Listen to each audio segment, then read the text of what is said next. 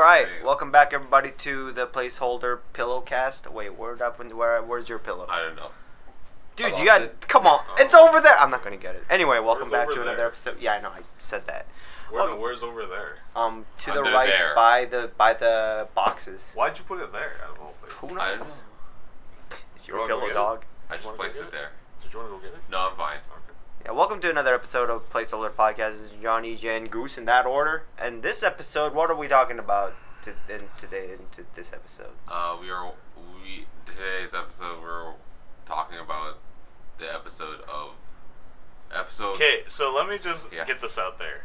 It is one of my biggest pet peeves. Okay. When people preface their videos / paper / whatever as, "Hello everyone, this is my video and it's going to be about this." Do you know what I mean? Yeah, I know what you mean.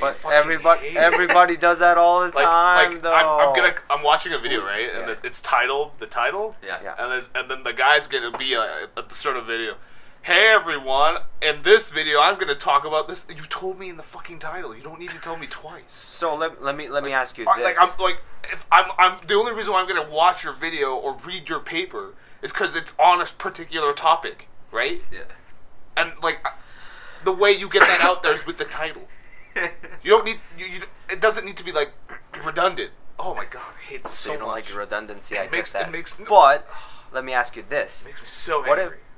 So would you be okay if the video didn't have the content's title in it as the title, and then the guy just introduced himself with Yeah, then I'd be fine with that. Okay. But I mean, don't tell me information that is already presupposed to be known. Oh, I gotta learn how to smoothly segue into our topic without having an intro. Also, I need to have an intro. No, it's fine for us because we don't have we have some sort of. You still got miffed when I did the intro, though. No, this is because you blatantly said it the way you did. Oh. You should have been more smoother. Yeah, I'm not. I don't know how to do that. No. You could have been this week's assignment. Oh, every week we do an assignment. This week's assignment is this. What, you don't want me to say? Or you could be a running theme of this podcast is we do an assignment every week. It could be like that. But I'm just saying for people who are new. But I'm just saying when people state the idea in the title and then restate the idea, and they have to package it as if it's their opinion and their thoughts when it's already implied within both the video and the title of the video. Yeah. Then it makes me so upset. All right, so let me ask you this: what are some ways for me to smooth segue into the topic at hand? Well, for new-time viewers, we have this segment where we talk about a particular topic every week. One of us chooses the topic. And so we preface it for the new audience, not for the returning audience. Well, at the same time, it's we don't have the What did we title this broadcast? At least what remedial class. There's a thing there that you. Remedial class. That was 7 days ago. Okay. Nice. What was the name of the title of the remedial broadcast? Class? Is that what you call it? Yeah. Yes. Yeah. So you could have referenced the title and been well, we're titled Remedial Class because we watched this particular episode, right? So people could be clarified as to what we're talking about. But if it's already very abundantly clear what we're going to talk about, no, this is not just towards you. I'm just saying this is towards every person who does this, and it makes me so angry. Hi, I'm Mark. It grinds your gears? Yeah, it grinds my gears so bad. In a different timeline, this would have never happened because I would have had a smooth segue. No, it's not even about being the smooth segue. It's just it's more so about giving me so many redundant information. Oh, okay, never mind. Okay, go ahead. Anyway, sorry. So today's episode's titled Remedial Class.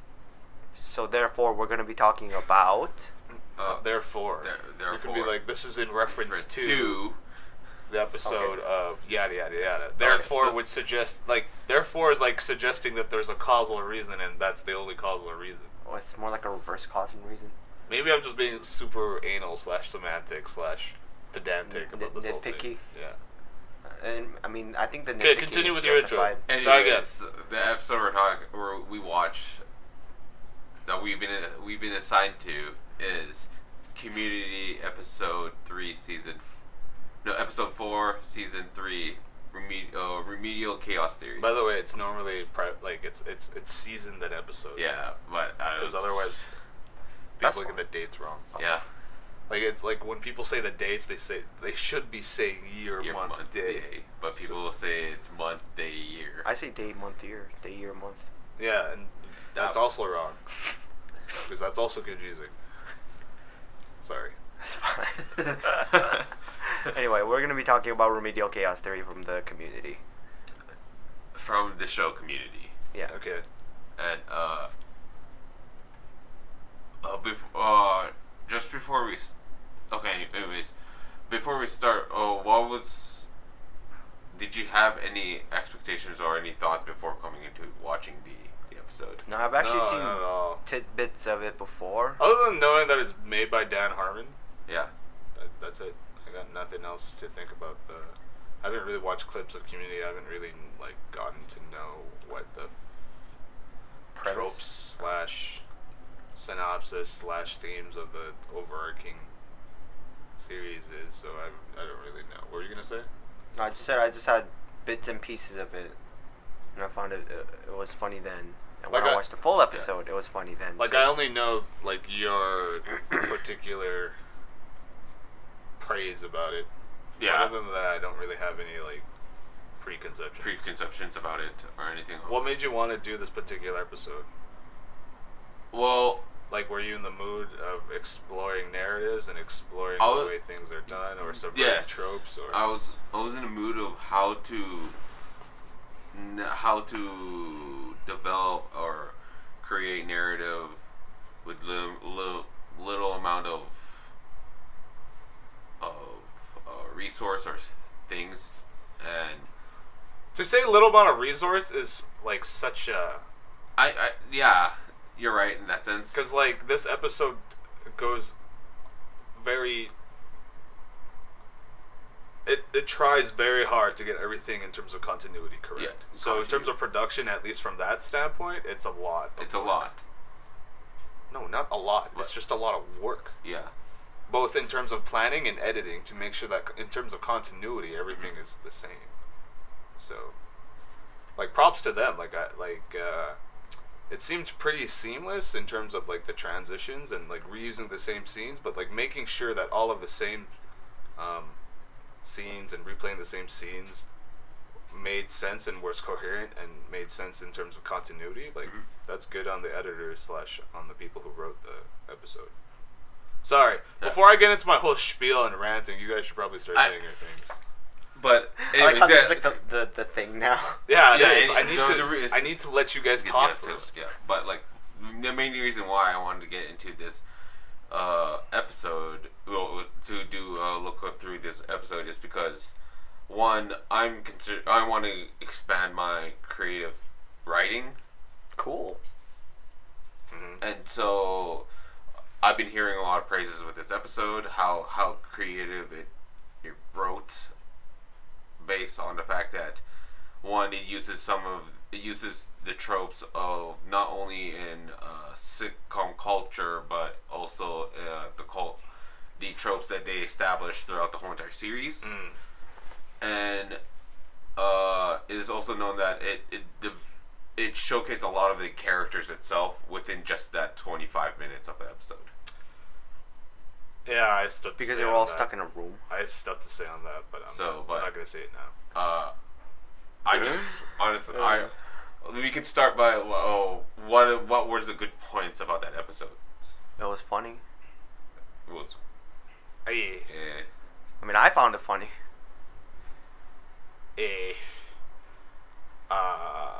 Humor is subjective or whatever. I'm gonna throw that out there. In terms of a lot of the humor is built on the fact that you need to know particular not inside jokes, but particular tropes of the show already beforehand. Oh, okay. Beforehand. And if you don't have a general gist, I'm quick to pick up on things, so like definitely there was stuff where they harken back to like some people having this particular trait, other people having that particular trait. This time, like people moving out of the house, like Troy leaving his previous abode. Yeah, Pierce's place. I'm just saying, like,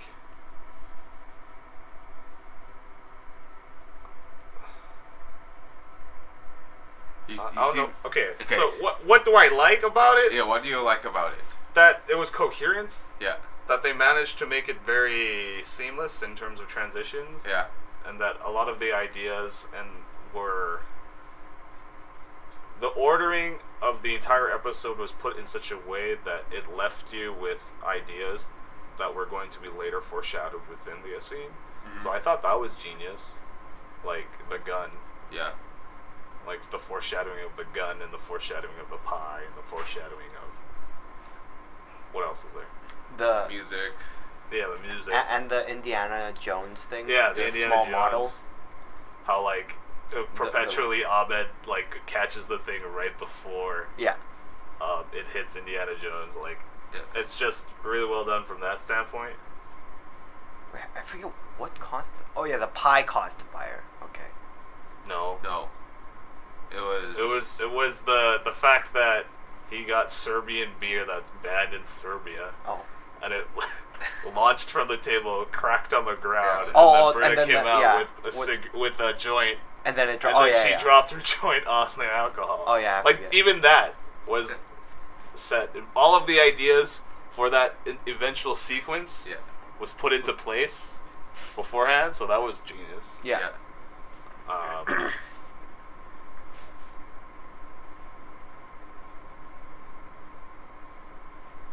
But I mean, I'm still trying to think of positives.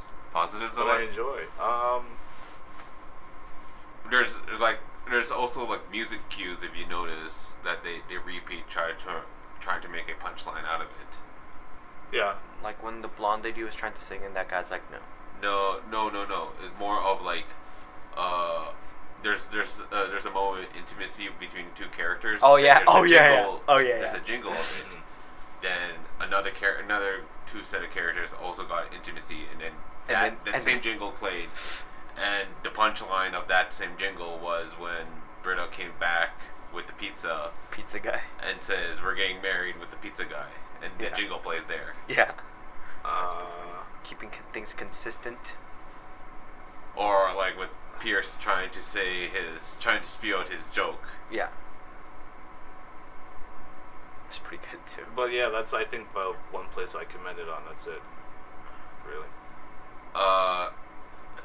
Okay. Then what are the things that? Wait, you haven't really referred to John. Like, did John talk about what he liked? Yeah, I told you it was funny. Yeah. Can you further elaborate on that? Like, what parts was funny? What peculiar parts? Actually, I think the thing that made it really funny was like the consistency. How like every timeline except for the last one, where the guy stops Britta, was it? Like stopping her from singing, except for the time when he goes out to get the pizza. Yeah. And then everybody starts singing. Yeah, I saw that from the. Yeah, they also foreshadowed that from the beginning because he says like, "Oh, 6," and then I was like, "But there's 7 of them." So. Yeah.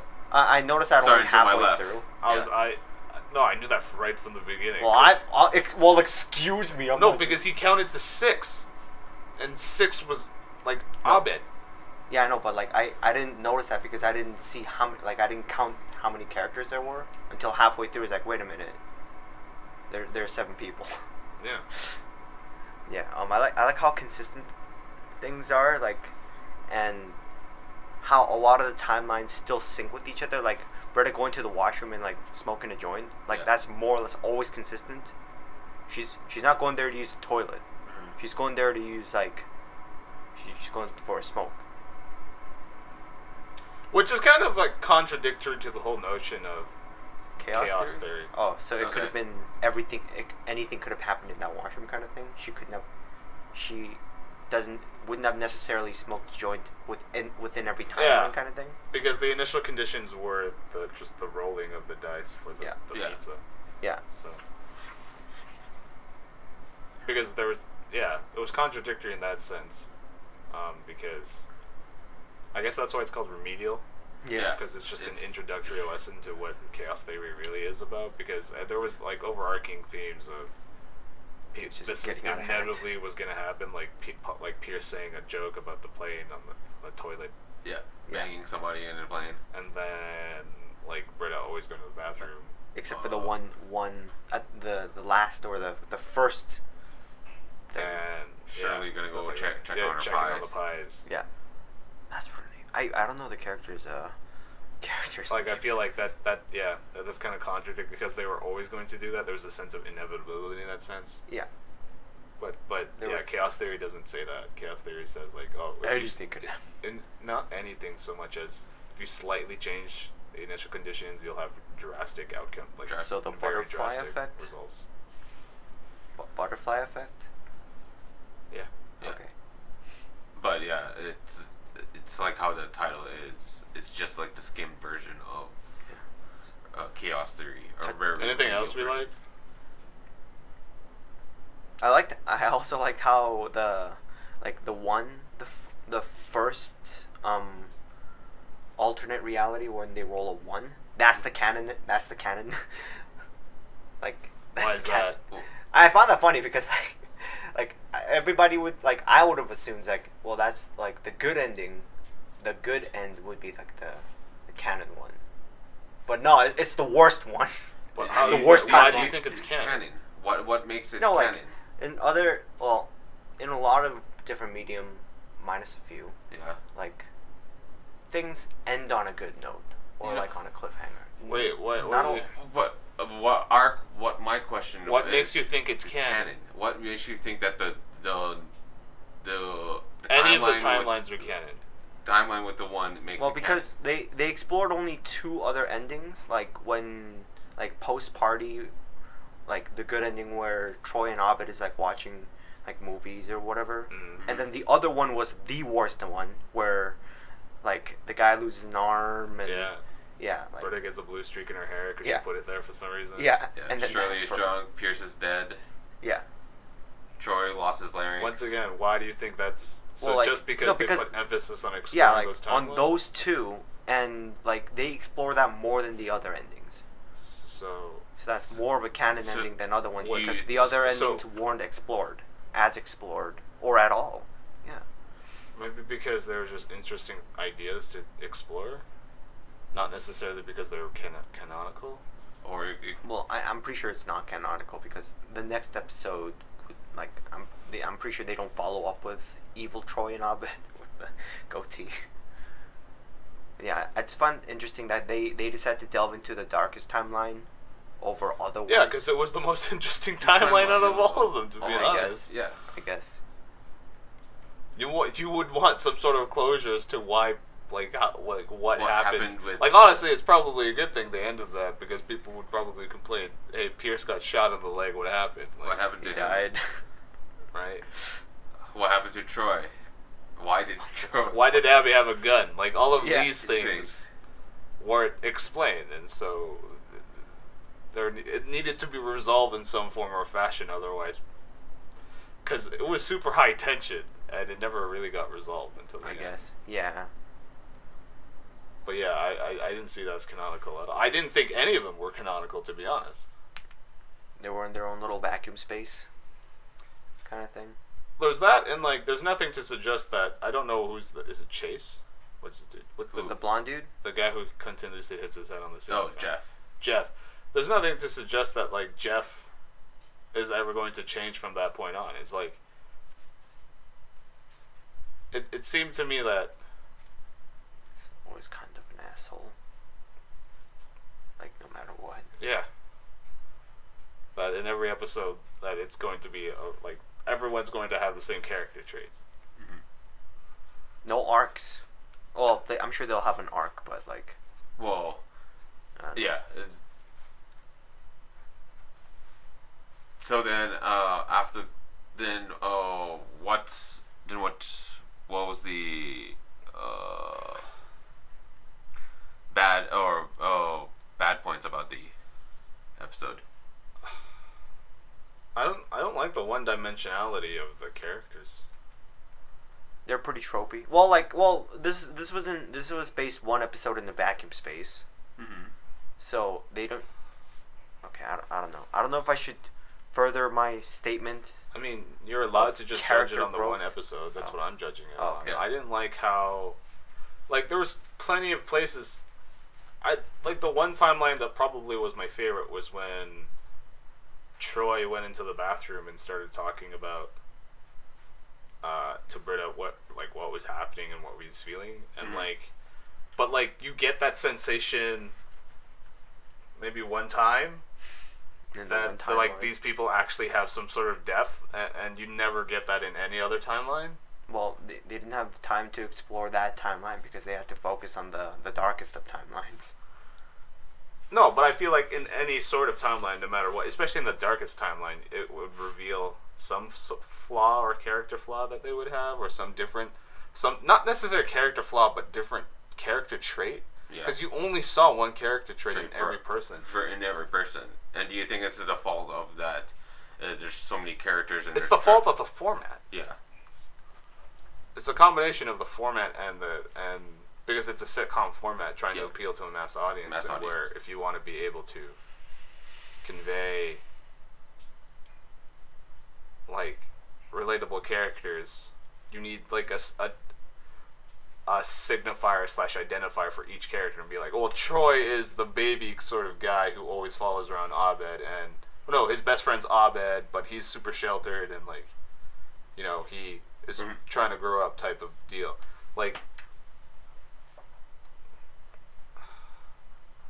It made me really understand why Donald Glover even wanted to step away from the show to begin with, because people just project Troy onto Donald Glover. Yeah. And Donald Glover clearly does not want to be associated with just that image of being, a sheltered guy, a nice guy who's innocent in some regard and has complete naivete about the world, right? Yeah. So, the issue I had with the whole episode and the comedy was it was super reductionist. Yeah. And that's what I disliked. I don't know what that means. They reduced everyone to just simple traits. Simple traits and archetypes. Focus on... Yeah. And emphasize on those archetypes. Because they didn't have time. Yeah, because it's a sitcom. It's a sitcom, yeah. Well, I think the series overall has an arc kind of thing. Character arcs. Oh, for sure. I would assume that. But I mean, for the series to be 7 seasons long... 6 seasons long. 6 seasons long. It's going still to waiting be... for a movie. It's going to be understandable that each character is going to be reduced to just a particular trait so people can identify them. Oh, that's Abby. Oh, that's Troy. Oh, that's Abed. That's Pierce. It's all those characters. I see. Yeah, makes sense. And so, based off that episode... And a lot of the comedy revolves around that particular fact of, oh, this person has this particular trait. Oh, this person has this particular trait. I understand also the series is also a satire of the types of people you meet at community college, right? And so maybe I have to take that into account, but it's just not... I didn't particularly find it funny. Look, it's also a satire. The only thing sitcoms. that I found interesting was Abed as a character. Because he seems to be more self-aware of No, because it explores the social awkwardness of having Asperger's or having some sort of social development. What about disability? Because the characteristics of Abed is he views his social interactions with movie tropes. The lens of a movie. No, not necessarily movies or TV series. He just doesn't necessarily understand what it means to socialize. Yeah. Kind of like Sheldon from Big Bang Theory. Kind of. I think sure. I feel like Abed is like the Diet Sheldon Cooper. No, but I think it's the other way around. It's the other way around. What? Because what do you mean? Why are you surprised? No, because I've seen. Well, granted, I'm taking this off of one episode that I've seen, but Abed seems to be more approachable than Sheldon.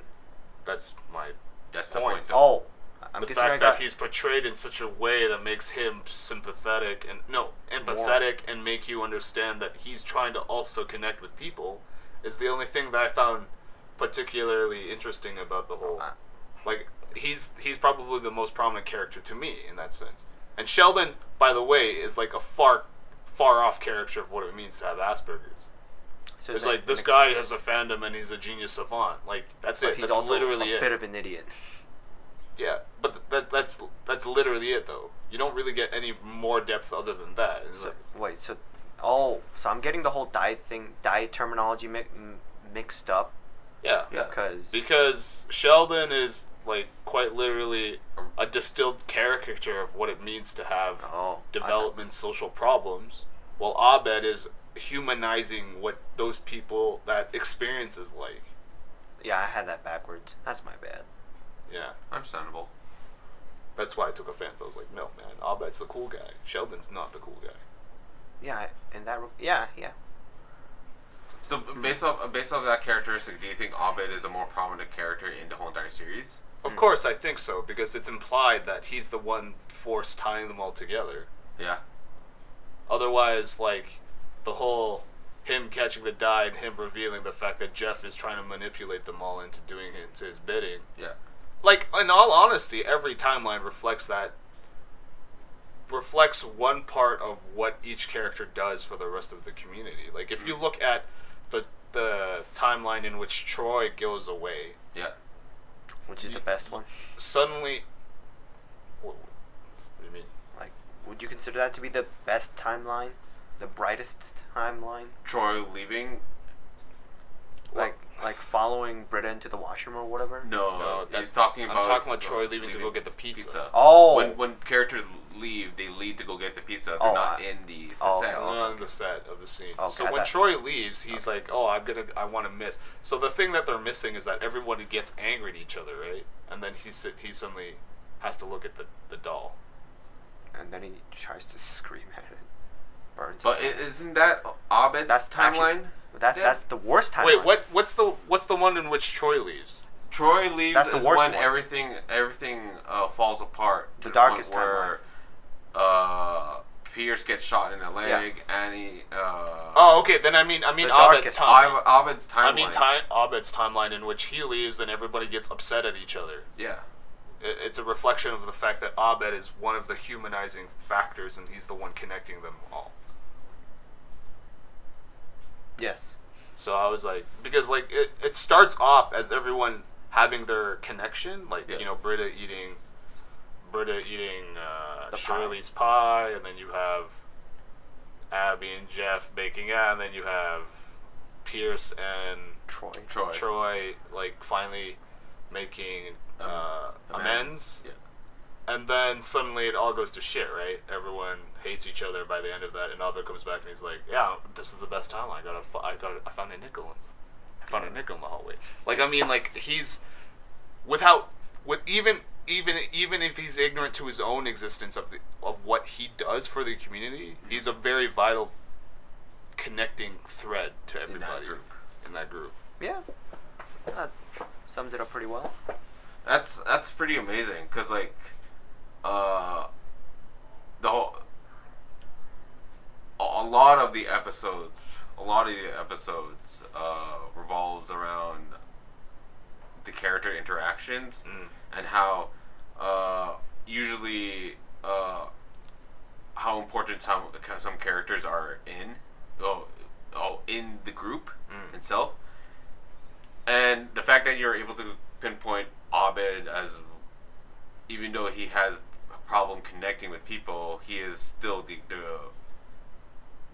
individual who helps. I don't think he has problems connecting with people, because obviously the show implies that he's a major focal point in terms of connections. Yeah.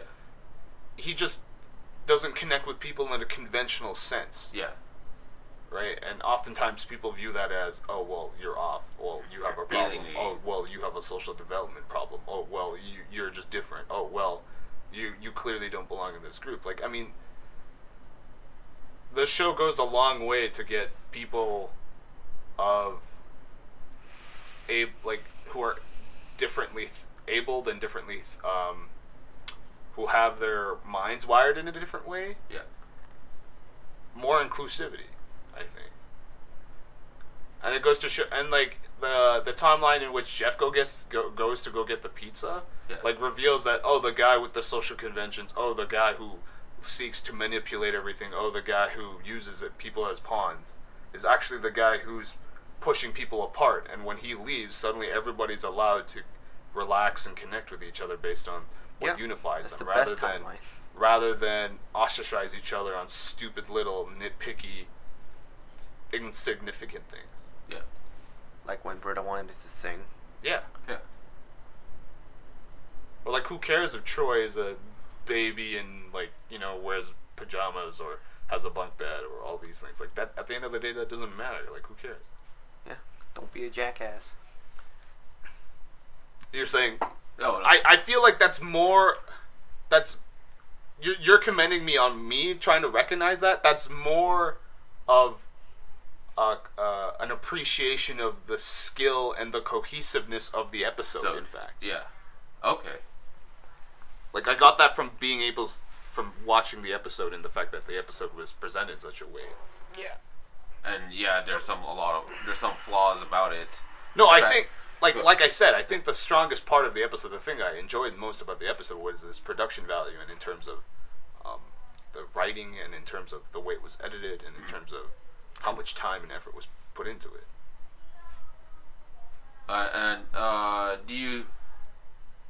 Do you see, then based off this episode, do you see some of the writing skills that Dan Harmon had in, say, his newer project, which is Rick and Morty? I can see why he got fired. Because off of Community or Rick and Morty? Off of Community. Okay. Because he wanted to stop compromising. He wanted to go all out? Yeah, he wanted to write more in-depth characters, better storylines.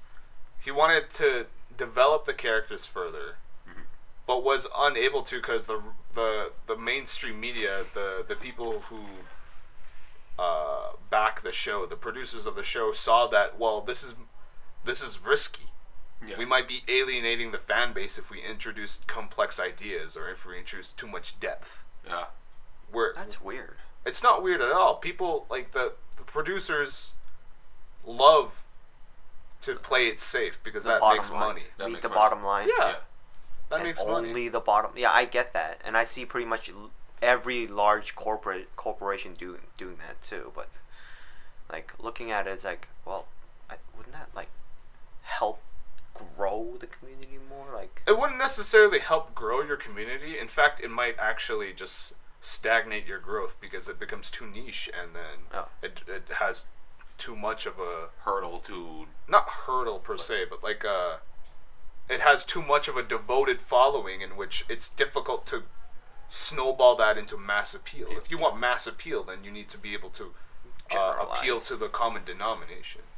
And I'm sorry to say, but the common denomination, for the most part, producers don't respect their intellectual integrity. Yeah. Yeah, that's a shame. It's like how that's the reason why superhero movies got so much better. The more the producers realize, holy cow, if we respect the intellectual integrity of of the fan base, and the fan base really wants a complex storyline that goes through multiple movies, then we'll give that to them. Yeah. Right?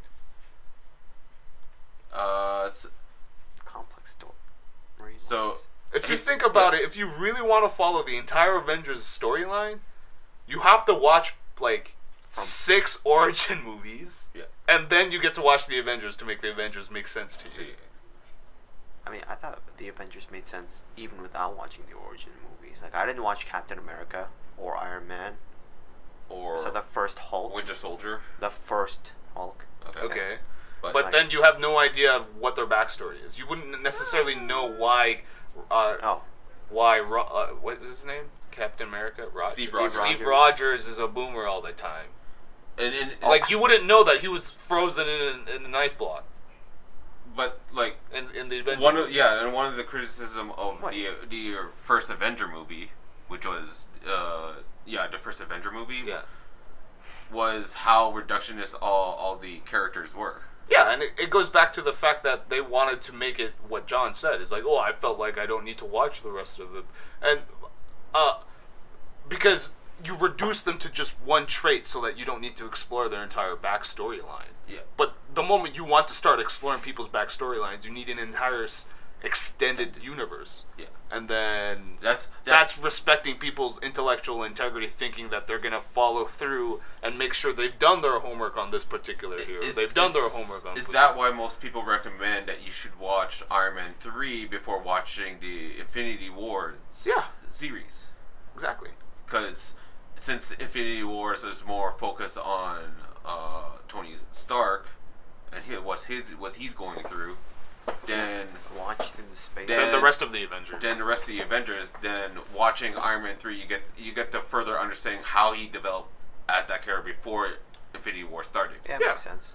But like that's a byproduct of producers realizing, oh, there's an entire demand here. There's a thirst here for audiences to want to have complex storylines. Will that be considered? But that's only because it hit the mainstream, right? Like Community, sure, it hit the mainstream, but producers were still in the mindset of, well, we need to dumb it down so it's like Big Bang Theory, so we can get mass appeal. Because guess what? Big Bang Theory is still like the hottest sitcom when it comes to that type of genre, right, EJ? Yeah. So geek culture. Genre. Yeah. When it comes to geek culture genre, Community was overlapping with that sort of genre, and so it's kind of funny because like Dan Harmon got fired after season 3. Then that season 4. And they lost a lot more viewers, and then he got rehired back for season 5. Yeah, you can clearly see in this episode that Dan Harmon is starting to experiment, and he wants to push further more depth in his characters, right? Yeah. But a byproduct of that is just he's refusing to compromise with the producers when it comes to keeping it safe and making sure that it appeals to the most people. I got a question. Okay, go ahead. So I'm gonna just do like a half a step back. Uh-huh. So regarding the Avenger movies, the Marvel Cinematic Universe, would that be considered a non-zero-sum game? Because everybody wins. The fan wins because like they get to watch these movies and explore complex depth. I think you're using characters. zero-sum game in the wrong context. And Disney wins because they make a lot of money. So both side of the party wins non-zero-sum game. Zero-sum game would suggest competition. There's no competition here. Oh. Like, where's the competition coming from? Nobody wins, basically. And an external force of DC Cinematic Universe. No, but like... They don't win, so it's not a non-zero-sum game. Never mind. Like, what do you... this is going off topic, but what do you think when somebody says non-game? Non-zero-sum game? Yeah. When both parties win. I just totally forgot that it also had to involve in a competition of some kind. Yeah.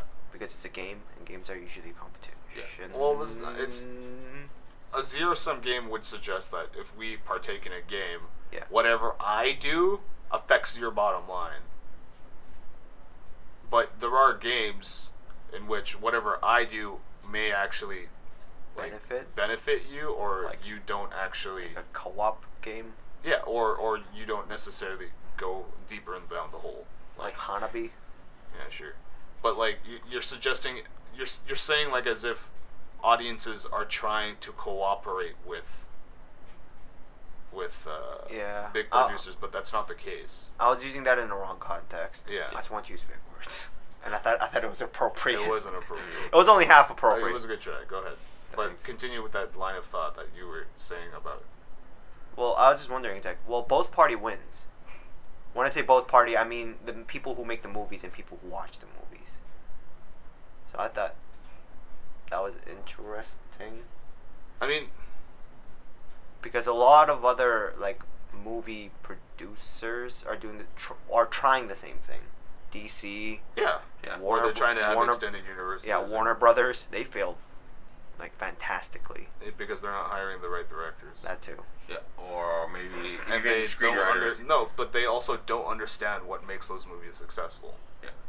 Because like if you look at Batman versus Superman, they thought what would make that movie successful is if you just got a star-studded cast who played a buttload of iconic characters. But in reality, what really makes the MCU great is the world building and how much time and effort is put into character development. Yeah.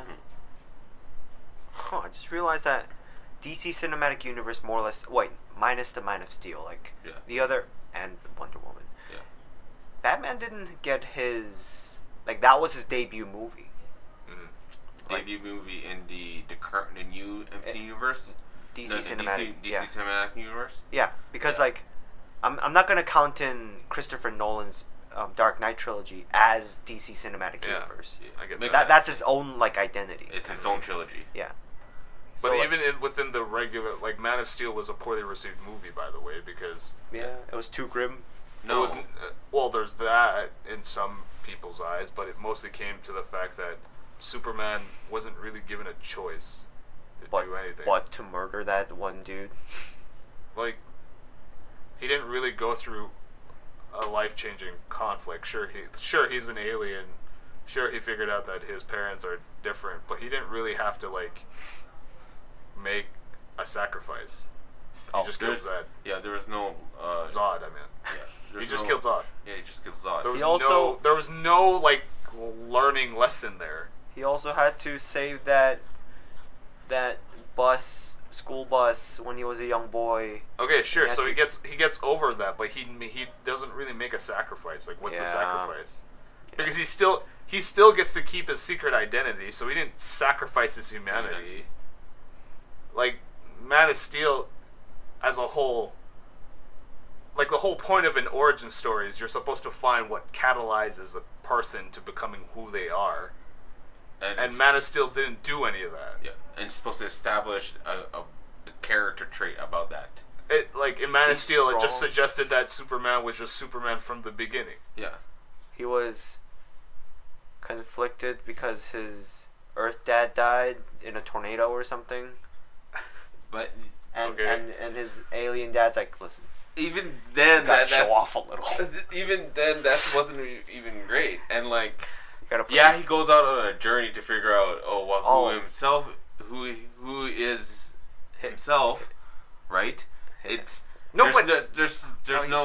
At no point did he have to change himself and his identity to become Superman. No, he was all he was conflicted because his two dads were giving him conflicting orders. His Earth dad's listen, don't show off. Don't show off. You're right. His alien dad's all listen, you guys really show off. Guess what, John? He gets to listen to both his dads because he gets to be Clark Kent and he gets to be Superman by the end of the movie. But in the original Dark Knight trilogy, Batman could be Batman and Bruce Wayne, sort of, kind of, not really. Okay, whatever with the whataboutisms, it's kind of irrelevant here. We're just sticking to Man of Steel. Okay. I'm just saying this is the reason why Man of Steel is so poorly received. Yeah, poorly received. Is because he was Superman from the beginning, and then at the end of the movie, he was Superman. Superman. On top of being Clark Kent. At no point did he ever have to change himself. At no point did he have to sacrifice anything. We don't understand why did he become Superman, or what was the catalyst of him becoming Superman? His alien dad. No, him being born. That's Superman. Yeah. Boring story. No one cares about that. It's a bad movie to be honest. But DC Cinematic Universes, man. People tried, only one succeeded. Yeah, and then that movie was also. But yeah, I like this whole idea of media's exploring. This is going back to Community. Media starting to explore what it means to be part of a social circle and.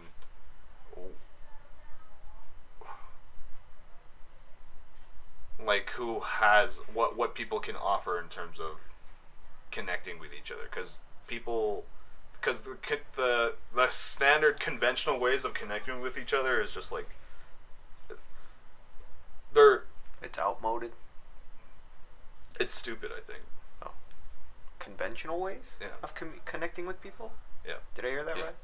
It's the conventional ways of connecting to people is pretty dumb. Talking to people? Isn't that pretty conventional? Not necessarily just talking to people, but like talking to people about a particular subject, or bonding specifically over sports, or bonding specifically at the bar, or bonding conventional. I think that's like dumb. Really? Yeah. Can you further elaborate a little bit, like 30%, give or take? Like where would you like me to go? Oh. What would you like? A bar? No, I'm just kidding. Anyway, I'm trying to further understand why you think conventional ways of communicating, bonding with people is not optimal. It's dumb. Like what do you mean? As in like, because like it even expands into geek culture. Like, if you look at Big Bang Theory, what's the conventional way that the nerds and the geeks bond over? Nerd talk. They just talk about the fandom that they enjoy. Okay. That's essentially what jocks do. Like, that's stupid. Sports. It's superficial. You don't really get any sort of meaningful connection there unless you explore some sort of depth and nuance that each person has. This is a case-by-case situation. So I'm saying, just being able to walk up to someone and be like, hey, I like the Toronto Raptors because we're both Canadian. Like, I'm sorry to say, like, it's shallow. Yeah. I'm not saying that that's not an entry point to getting somewhere more deeper, to getting to a meaningful relationship. Definitely you can use that as an entry point and, start exploring different spaces within, like, that realm. But I'm talking about just people who just stay on that and just say that that's sufficient. That's dumb. Oh, yeah, that makes sense. Okay, like, because when I heard, like, going to the bar, like, it is kind of, like, to meet people is dumb as, like, I didn't really fully understand what that meant until now. Like partying. Yeah. Going to the bar. Partying. You mean like a club? Sure, that too. Yeah. Clubs too. Yeah. Some people literally just go to clubs to party and just dance. I'm like, okay. Like, that's great, but to suggest that in itself is a very deep connection you've made with somebody else is like, no. No, absolutely not. No, that's... But conventional media would suggest otherwise. Huh. People... Oh, alright, I see. Wow. Like, look at Grease, the movie. Mm-hmm. What happens? What's the synopsis of that movie? They dance. It's a musical, right? Yeah. Hot guy meets hot girl. They like each other. There's a social... That's Grease? Okay, yeah. Grease the movie? Grease the movie, okay. With the guy... Grease lightning. And the they dance on picnic tables? Footloose. Yeah. And the protagonist, like, the actor dies at a very young age, which is kind of unfortunate, but I'm just saying. That's really sad. Yeah, that movie just explores, like, a jock who falls in love with what is it? Is she a cheerleader? No. I don't even know the synopsis. When you said Greece first, without any other context, I thought you meant like the country of Greece. Same here. No. Until you like Grease Lightning. The movie. Like, / musical. And then like, you're I haven't seen the about movie, by the way. I've only heard of it. Didn't they remake it a couple more times or something? I don't know. Not recently. But So what? So would you watch some of Community, or would? Not particularly. Not particularly. I find that the comedy isn't for me. Plus, I don't like that style of sitcom. People sitting around and talking. No, I don't like that type of acting. I hate the traditional way of people acting. I say something, now it's your turn to say something, and it's quick. It's quite literally acting, and I hate it so much. I want acting to be like now. Like, I'm not gonna find the perfect words to be able to say. I'm not gonna find the right rhythm and the pacing to be able to say something, and then you're gonna come up with a quick remark, and you're gonna have a rebuttal instantly, and then I'm gonna have a quick remark, and I'm never gonna talk over you, and you're never gonna talk over me, and we're gonna have a cohesive conversation. No, like that's not what real life is. No, real life is me getting angry at something and then like blowing up and then it. apologizing incessantly afterwards when the podcast is over. Adding small little quips in it while you're talking. Yeah, or like constantly cutting myself off because I go on a tangential subject and I want to follow that train of thought. Like I'm just saying, or trying to talk over somebody else. Yeah, that too. I'm saying that's how real life conversations work, and I don't want to. Like I started watching. I looked up some episodes of House MD. House MD. You mean the guy with the grumpy doctor? With Hugh Laurie. Okay. The grumpy doctor. Yeah, the grumpy doctor. Yeah. Yeah. And I came to the same problem. It was literally people acting, and I hate it. And it's not. It's like you say one thing. Okay, now I'll say one thing. Now you'll say one thing. Like I hate it so much. Is it not natural to you? Okay, it's not. But then, what about the TV series Mindhunters? See, they're really good at making conversations seem like they're going to be edited snippets. So it makes me suspend my disbelief. Because I watch Mindhunter knowing that they're going to splice up the conversation in such a way that is going to tell me a narrative. Okay. So I can believe that. Okay. So that makes sense in my head. So it's more natural to you. Yeah, it's more natural to me because I understand that, the entire purpose of this is a narrative. It's not going to be a one-to-one conversation between people. It's like we're going to listen to Ed Kemper talk. Yeah. And there's going to be a sequence. And even then, the sequences are done better because I can't even remember their names. The one guy, he gets extremely nervous at the beginning when talking to Ed Kemper, right? Yeah. And like eventually he goes paranoid and he thinks Ed Kemper's out to kill him, but we don't know. Like there's that entire tension being played out within the conversation itself. Like you felt that in the final episode of the first season, right? In the finale, and it that's one of its shining points of the whole series. Like I'm just saying, if we had more conversations that played out, that sort of thing, then that'd be great. I'd suspend my disbelief more. I'd immerse myself in the universe more. But what if it comes off as this is what I get to say. Now it's your turn to say your thing. Now it's my turn to say my thing. It's like quite literally I'm passing around a talking stick. Yeah. Then I hate watching it. And that's what sitcoms are. I hate that. Okay. Community is that. Yeah, it's exactly like that. And I don't like watching that. Yeah. Okay. No, I'm just asking because it's not for me. It's not for you. And also delving into different genres of TV shows.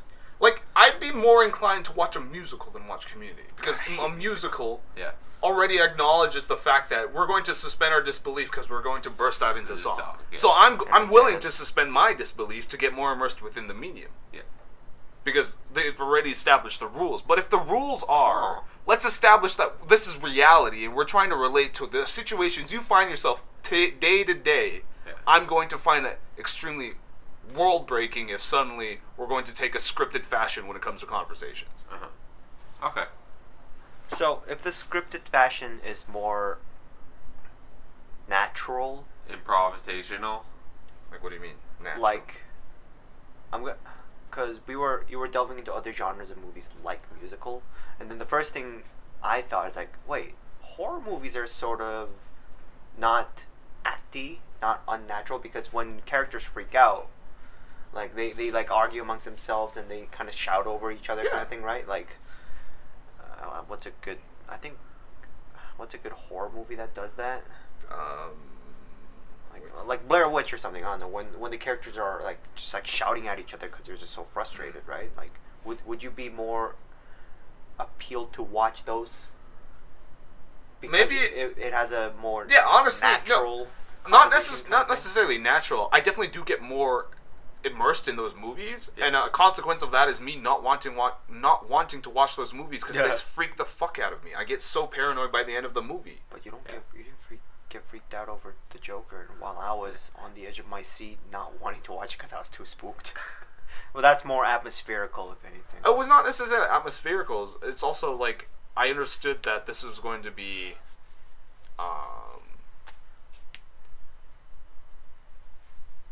the type of tension there is different. Yeah. Because it's more so social tension and that too. rather than personal things. Well, it quite literally is still personal stakes, but I mean, it's not like visceral. Does that make any sense? Like like self-preservation. Yeah. Visceral. Visceral. Like a sense of your livelihood is. Your existence is at stake. Yeah. I felt that, like, cause because it was more of a self-existential dread that I got from Joker, and that I can handle. Okay. Because I like thinking about those things, but when it comes to like self-preservation and thinking about an immediate threat that's going to end my life, like at that moment, I hate. Not necessarily like Blair Witch. What's that one movie with the second one? No, the guy who lives in a house and he's blind and he goes completely and 3 teenagers come into his house to rob him. Oh, what's that movie called? I don't know. We watched that with our cousins, right? With our cousins, that movie like was unnerving, and the only reason why I watched it was because we had cousins to watch it with. But like, in all honesty, that was so immersive. Like, I don't want to be part of that experience because I get completely paranoid. Wait. So in that movie, do they flip it around where the blind guy is actually the threat? Yeah. Nice. It's the whole movie. The setting is in Detroit in an abandoned area. Of course it is. But like the whole synopsis. See, once again, you're going chronologically. The whole synopsis of the movie is that there's 3 teenagers that not prank. They go on robbing sprees because that's the way they make money. Oh. And so they want to rob this blind guy because they heard he stores a bunch of cash away, and they're like, this is going to be easy. But it turns out he's ex-military. And he's very proficient at what he does. Slaying nerds. And he's essentially. And so they try to rob this guy, but this guy has his entire house set for a blind person.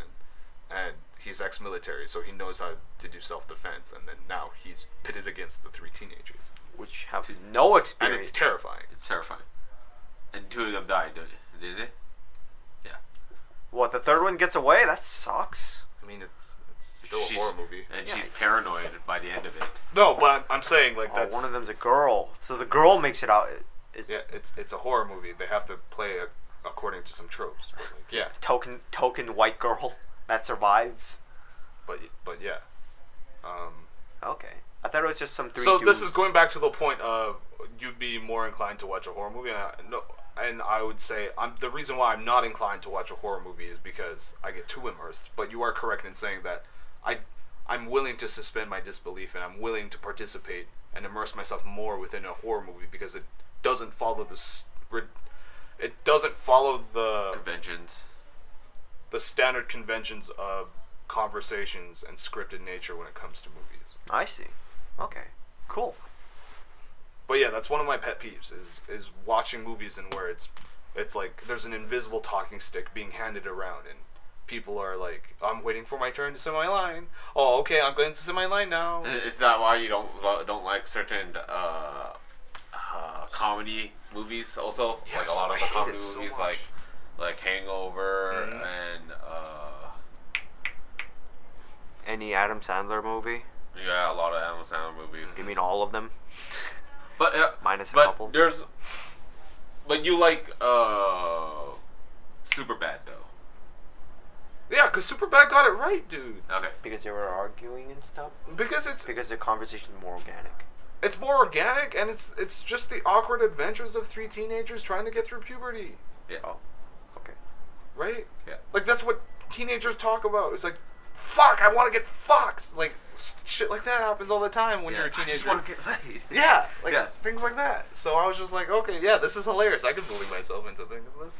Like, I would have done that. Quite literally, my best friend Patrick was that in high school, and I'm like, yeah, this is him. Yeah. And then by the end of the movie, I was watching with my best friend. He was like, dude, that's us. And I'm like, yeah, that's definitely you. I like how your friend says this is us. Yeah. But you more or less reflect that, and it's like this is you. Like it's like you only agree with them like halfway. Yeah. Like I found that funny. Also, okay. So any final thoughts? Any final remarks? Like I said, I appreciate the fact that they're trying to make this. They're trying to tell people this. There are other ways of socializing other than the conventional ways that you've been taught your entire lives. Yeah. I'm happy that they're doing that. Okay. John, any final thoughts and remarks? You don't want to hear anything from me because they're usually pretty not thought-provoking. It doesn't matter. As long as you give an input about it, then that's sufficient enough. Like, it's not up to you to decide whether or not it's thought-provoking. It's up to us. I don't say things thinking that what I'm going to say is going to be thought-provoking. I say things because those are the things that I think about at that moment. Well, okay. I thought the episode was very interesting because they delve into a concept that from the episodes that I've seen of the community, it's something that's very different. Okay. Like format-wise? Yeah, the fact that they're delving into chaos theory. I thought that was interesting because like it's wacky, which is what the community is trying to go for to meet the wide variety of audiences. Mm-hmm. But like the wackiest thing I've seen was like them playing like paintball, and that becomes like a recurring thing for the community. But the chaos theory, that's like a one piece. That's like a one-time thing. They never delve back into it again. I find that interesting because it probably wasn't. It wasn't received. It wasn't necessarily received well. It was received very well. In fact, it was critically acclaimed. It won an Emmy. But I'm talking about the limitations of that format because you can only do so much. So once you've done it once, it kind of becomes very predictable. Yeah. It's true, yeah. So you can't sure you can say the paintball is very predictable in what they're gonna do, but at least you can spin it in a different fashions. Spray a different coat of paint. Yeah, but you can't necessarily do the same thing with. Maybe I'm just too narrow-minded, and I haven't really thought and sat down and thought of ways that you could spin this in different ways. But I'm just saying, it's way easier to do that with paintball than it is to do. That's true. Okay. Also, because you can work with a bigger set. Like that. True. A larger set. Also, speaking of, I just want to very quickly go back regarding the organic conversation thing. Okay. Now, I think it's been a couple of years since I've seen this, and I've seen this video once. Yeah. And I don't know who it's from and who it's by. But they delved into something like that, where I'm trying to reconstruct how the video went, but it basically goes like this. They wanted to do something with like theater and stuff, and they wanted to watch like a real life conversation in a bar. Oh yeah, no, that's. You know what I'm talking about? I think you've seen this video, Tom. I'm sure one of you guys did. Come on, back me up. And they record like a real life conversation, and they react that into like in front of like a live audience. No, yeah, it's because the manager of the manager of the bar doesn't want to go to the state rules of smoke. There's no smoking allowed in bars anymore. Yeah. That's like a state rule. Yeah. Like that was implemented. And so to bypass that, she consulted this guy who told her that if we play off the bar scene as a musical, as a setting, as a theater piece, then we can say all the smoking is actually just for acting. Show and acting. It's right? props. It's props, right? And so this guy gives people tickets out to sell to a show, and where quite literally the audience is just in the corner of the bar, and the bar people are just doing bar things. Yeah, like IRL. And all of the people there are thinking they're watching a show, when in reality, it's just a bunch of people smoking and just enjoying having a good time. And circumventing the rules, right? Yeah. But that eventually gets written into an actual show, and then it gets played over to multiple places. Yeah, no, that's Nerdwriter. I can't remember. Was it Nerdwriter? It was Nerdwriter. I haven't seen that, but that's. We can look it up afterwards, but yeah. That's amazing. But yeah, he also does this with other places too, like Nathan for you. Sure.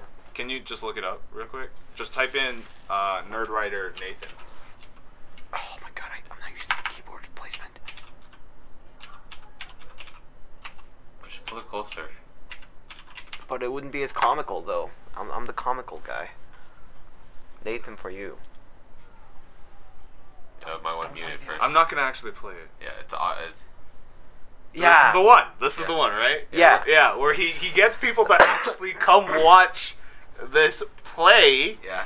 So that they can circumvent the rules of smoking in the bar because it's against the law, right? That's but it's under the guise of, well, no, we're actually just enacting a play, right? But eventually it gets rewritten into an actual play, and then more people come watch the play of a bar. Yeah. But well, this is going back to organic conversation. Yeah. I just thought, like, I remember the one scene, like, how they took the acting, which is just IRL stuff, in a bar, and then they just redid it so it's actually acting, but it's more organic, because it's just people talking every day, but it's acted out, right? Yeah. So I thought that was like, well, that's more organic. So like maybe they could do something like that in movies and stuff. Yeah, no, Take like example definitely a way of IRL going about conversation. doing that is that you, rather than write down entire ways the scene is supposed to go out, you could just write down what the general idea of what the scene is supposed to be, and have the actors under their own discretion come up with how they're supposed to act. Yeah, improv. But that's amateuristic or something. That's I don't one know. of, apparently when actors worked with Christopher Nolan and they're asking about the script and like, oh shoot, are we supposed to say like this or this? And Nolan's like, I never thought of it like that. Yeah, you can do it like that. Or no, that's like different because they're giving on their own spins on how they're supposed to act within the scene. I'm talking about quite literally, you just have an overarching idea of what the scene's supposed to be about, and let the actor and you let the actors interpolate that. Yeah, no, but like you don't give them any lines. Yeah. They have to convey that idea, and the other person has to do the same thing. And so suddenly there's a quite literal dance of words happening. But wait a minute. But once again, I'm going to bring back the whole improv being an amateuristic filmmaking technique. Nobody's going to buy that. I'm down to buy that. I'm down to buy that. I mean, whose line is it anyways? Was just... Well, no, that's more comedic. But it's improv. It's... Yeah, it's improv, but it's... but, like... It's also comedy. Improv can be professional. Yeah, it can be professional, and it can be done in such a way where people can... convey a sense of feeling within a scene, right? For sure. But I'm saying, like, I want... Once again, it comes back to immersing myself. If you are stating within the film that this is bound by the rules of my reality, conversations also should follow that. Okay. My reality is when I talk to someone, I'm not going to have a clean conversation where everyone understands that the camera's on them and that the stick is going to be passed around. Like, my conversations, quite frankly, have me talking most of the conversation and other people trying to step in and tell me, no, that's enough. You need to chill out and listen to other people for a bit. Or go off tangents. Yeah. Or us interjecting and you still talking over it. I'm okay with that. Yeah. So, last thing I just want to say, there's some small facts about Community, the whole entire show. Yeah. The directors of the first 3 seasons were actually the Russo brothers. If you haven't known about that. Russo brothers? I've heard the guys who made the Matrix. They did Winter Soldier, Infinity War. Oh, yeah, those. Thor Ragnarok. Yeah. Okay. Good. Yeah. So yeah, that was one of their first series they directed with Dan Harmon. Cool. Small world. So that's why. Not necessarily a small world. I definitely see the same direction of wanting character depth and wanting to explore. That's why you have some of those inkling connections. Yeah. The residual seeps through. And like going back to what you were saying earlier, that this show supposed to have this human element into the whole entire show, right? It's kind of funny because like I don't know, it's funny, but in a sense that the show is revolved around a community college, and community college is Greendale College. You don't need to explain that. I'm sorry. This is going down the... Yeah, but their mascot is basically the human being. Yeah.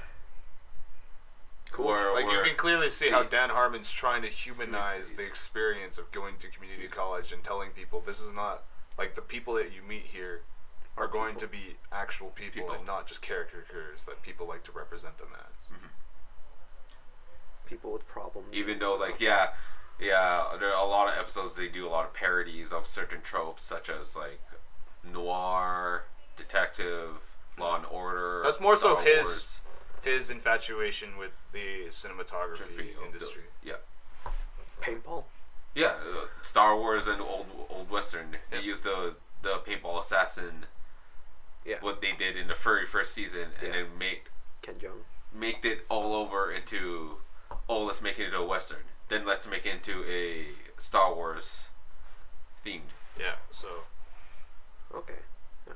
But yeah, Dan Harmon definitely is flexing his creative chops, and he managed to do it in a mainstream setting. Yeah. But then he got fired for it, and then they realized, that the reason why it was so special is because he was writing it. Did he just like leave afterwards? Who? Dan Harmon? To make Rick and Morty and stuff? I don't know. I don't know I don't know how he got into. He kind of wants to make the movie, but there's nobody backing him up for it, so he hasn't even delved into it. That's what I heard of. But like he made an episode of a parody of Mad Max. The whole entire Rick school. and Morty. Oh. I don't know how this ties into what we're talking about, but not like I'm not trying to shut you down. I'm just saying like we should probably just wrap it up now. Not necessarily wrap it up, but like keep things on topic and stuff. Oh, sorry, but I thoroughly enjoyed Community. It's one of my favorite series. I'd watch it. I can see why people enjoy it a lot. Yeah, but I wouldn't watch it chronologically. I wouldn't watch it personally because I don't like the. And you like I said, I was watching. You're gonna have to find that and pick it up because I'm gonna step on it and I'm gonna bleed. That's the nail I bled on. Really? Yeah. I've been pick that up. Fiddling around with it. Well, I mean, you're the one who likes to fiddle with like dangerous objects. Yeah. Because it's fun too. What was I talking about? You're reiterating why you don't like those kind of genres. I can see. Yeah, because I watched some episodes of House and it was the same thing. But you can understand why people do like watching House and like watching Community. House is more along the lines of it's a detective / Sherlock in a medical field setting. Yeah. And Community is more like it's a sitcom with like tons of nuance and different characters and exploring different types of characters. Okay. And humanizing what people deem as robots or dehumanizing stuff. But like, it's not for me. Yeah. So, next topic. That's probably why I really enjoy No Country for Old Men. No Country for Old Men. Isn't that the thing? We should watch it. The criminal guy has a cow killing thing. He has a great haircut. Cow killing thing and runs around slaying nerds with a cow killer thing. A cow stunner. Oh. It doesn't kill the cow? It doesn't kill cows. It stuns them. Because they have a thick enough cranium to handle that. But if when applied to humans, since they don't have a thick enough skull, they just die? They just die. Yeah. I see. I thought it also was designed to kill cows too. That's it's not. It's designed to stun. Cow stunner. Yeah. That's what I said. Okay. But yeah, that's what the movie is, right? And then the police guy is trying to like catch this criminal dude. Yeah. Okay. All right. It's a good movie. We should watch that movie sometime. I think the movie's too scary for me to watch. It's scary for EJ. He says he doesn't like watching it by himself. Yeah, I have a hard time watching it by myself because like I only spent like a good 20, maybe 30 minutes into it. And I'm like, 20 minutes in and a guy gets killed? No, it's 20 not so minutes much about being killed. It's about the tension. If you are scared of the Joker, then you would not enjoy this so much. The self-existential dread. It's just continuous permeates throughout the whole entire film. I believe it. I literally had to take breaks to like, holy shit, I need to catch my breath, kind of style. Yeah. We should watch it, and I'll leave like maybe like the first 8th way in. It's like, nope, I'm good. Like, I finished the movie. I'll bail. I finished the movie. I'm so proud to say that. Yeah. But it's hard. It's so hard. The Coen brothers go, like, they're very good at making things feel organic. Yeah. There's no soundtrack in the movie, by the way. Yes. And they're just like, oh, really? Holy smell. I'd watch that movie. Everything that you hear in the movie is diegetic. Even there, so there's no. No, there's no strings. It's the premiere. It's the sound of silence that makes you feel so unnerving because like there's this tension between two characters, and you're stuck in the scene with them, and you know one of them is a killer, and the stakes are really high. Yeah, and you don't know, like, oh God. It gives me chills every single time I think about it. We should watch it. We should watch it. I'd watch it only eighth way in and I'll stop. I was like, listen, this is enough for me. That's enough for me. Yeah. Next. So who's next on the... This guy. I'm next, but I don't know what I want to talk about. I have no idea. Okay. I mean, granted, I have to more or less think of things up on the spot too, but come on. I expect more from you. Probably should follow up on creative writing exercises, and we should just look to do improvisation. Like I damn it! I could take that. But I'm garbage at improv. That association game that I did with you a while ago, EJ. Yes, we should do that. We can just do that on stream next week. Okay. Damn it! You know how I feel about actually help personal improving. My next topic is gonna be maybe a little bit big for me, daunting, and I kind of need your guys' help to do it. But sure, if I'm down. As long as it's along the lines of creative writing, but that's until my turn. So that's like 2 weeks, dude. We got time. Yeah. We'll do along the lines of it's not even creative writing. It's just thought exercises. Improving. Yeah. On improvisation. Sure. I mean, I think it's a good time for me to stretch my creative muscles.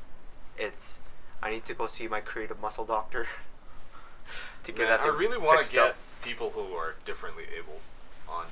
I just want to talk to people who have different perspectives. Yeah. Like, I keep telling you, you need to join a club who are differently able.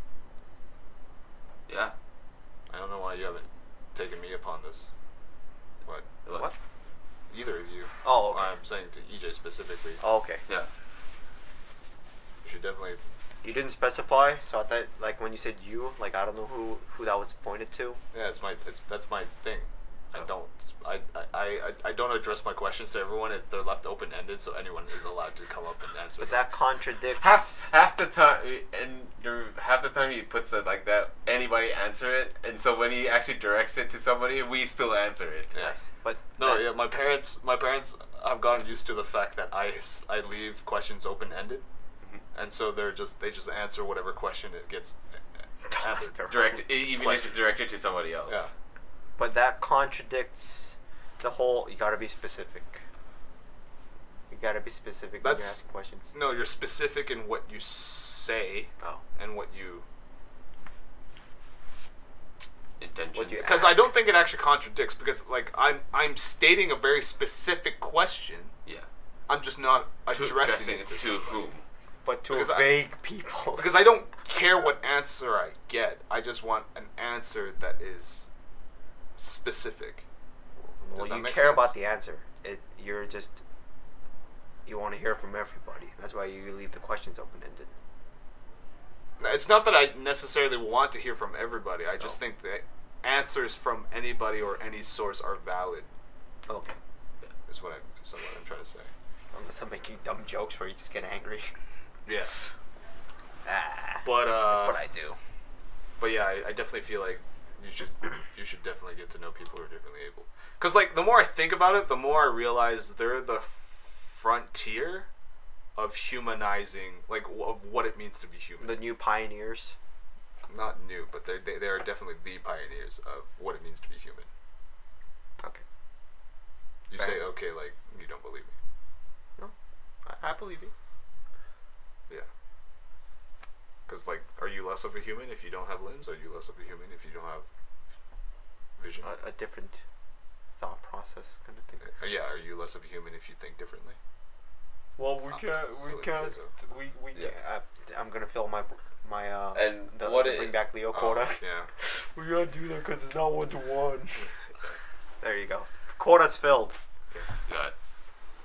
I was thinking about making amends with your brother, but at the same time, it's like it'll take a while. No, I was also thinking about your situation, not necessarily your situation, but like if you want to be like someone, or you want to improve yourself in some area, you don't go about it by changing other people. Changing other people. You go about it by changing your surroundings and telling yourself, I need to surround myself with people that I want to be like. Yeah, that's why I'm with you guys. And I don't... So I was thinking about that, and I'm like, even if I do make amends with your brother, is he necessarily someone that I want to surround myself with? I think it's like a two-way thing. I don't necessarily know the answer to that question. You haven't come up with a conclusion about it. Because I definitely understand that he offers different perspectives, and that he offers a unique perspective, one that is very conservative, but it isn't necessarily... conservative? He's very conservative. It isn't necessarily productive in the sense that he's willing to have Socratic discussions, like open-ended discussions, and have ideas. Your brother's really conservative. You think so? Yeah. Huh. We had this discussion about conservatives and I wasn't there. If I wasn't, me and my brother, we had this discussion of what it means to be conservative. Being conservative just means that you have values that you believe in, and you don't necessarily want to budge on those values. Oh, I thought it meant like, oh, yeah, it makes sense if you put it that way. That's conservative. Yeah. And we were discussing about what Alberta economy means. And one of our professors says that Alberta, well, not about our economy, what's Alberta communities, and one of my professors says that Alberta has two dichotomies. Dichotomies? I don't know what that means. There is a dichotomy. There is a dichotomy. What does that mean? Dichotomies. A dichotomy means like there's two facets or two like things. Two faces. Yeah. Sure. And Alberta has a progressive view in a sense in terms of business, where we want to push forward technology, push forward businesses. Really? Since when? Since recession, because oil's the only thing that we got in Alberta because we have nothing else to offer. No, I thought Alberta's... Sorry. No, but I'm saying, you're like, since when? And I'm like, that I just gave it to you. No, but yeah, I get that, but I swear I thought Alberta's thought processes was, we only have to bank on... We can only bank on oil, and even if it goes bad, we'll just weather it out. Wait for the oil to get good again, and then boom, pour everything in there. That's essentially what's going on. It's like, oh, recession. Okay, we're gonna diversify our portfolio. We're gonna invest in other things. So wait, oil's back up. Okay, I lied. Get all of our resources put back into oil. That's essentially the cycle that Alberta goes through. When I say hunker down, I didn't mean like we should delve into other things. I mean like just hold off, just stop everything. No, and just don't do anything until oil gets good again. When it comes to business-minded orientation, like cost-minded orientation, you don't think about investments as investments. You think about them as costs. And when things work for you, you just do the thing that works. Yeah, you put more into it. Why fix what's not broken? And if it's broken, then you try diversifying and try other things. No, unless you're Alberta, is hunkered down. No, Alberta is very notorious for doing that. For switching one side to the other.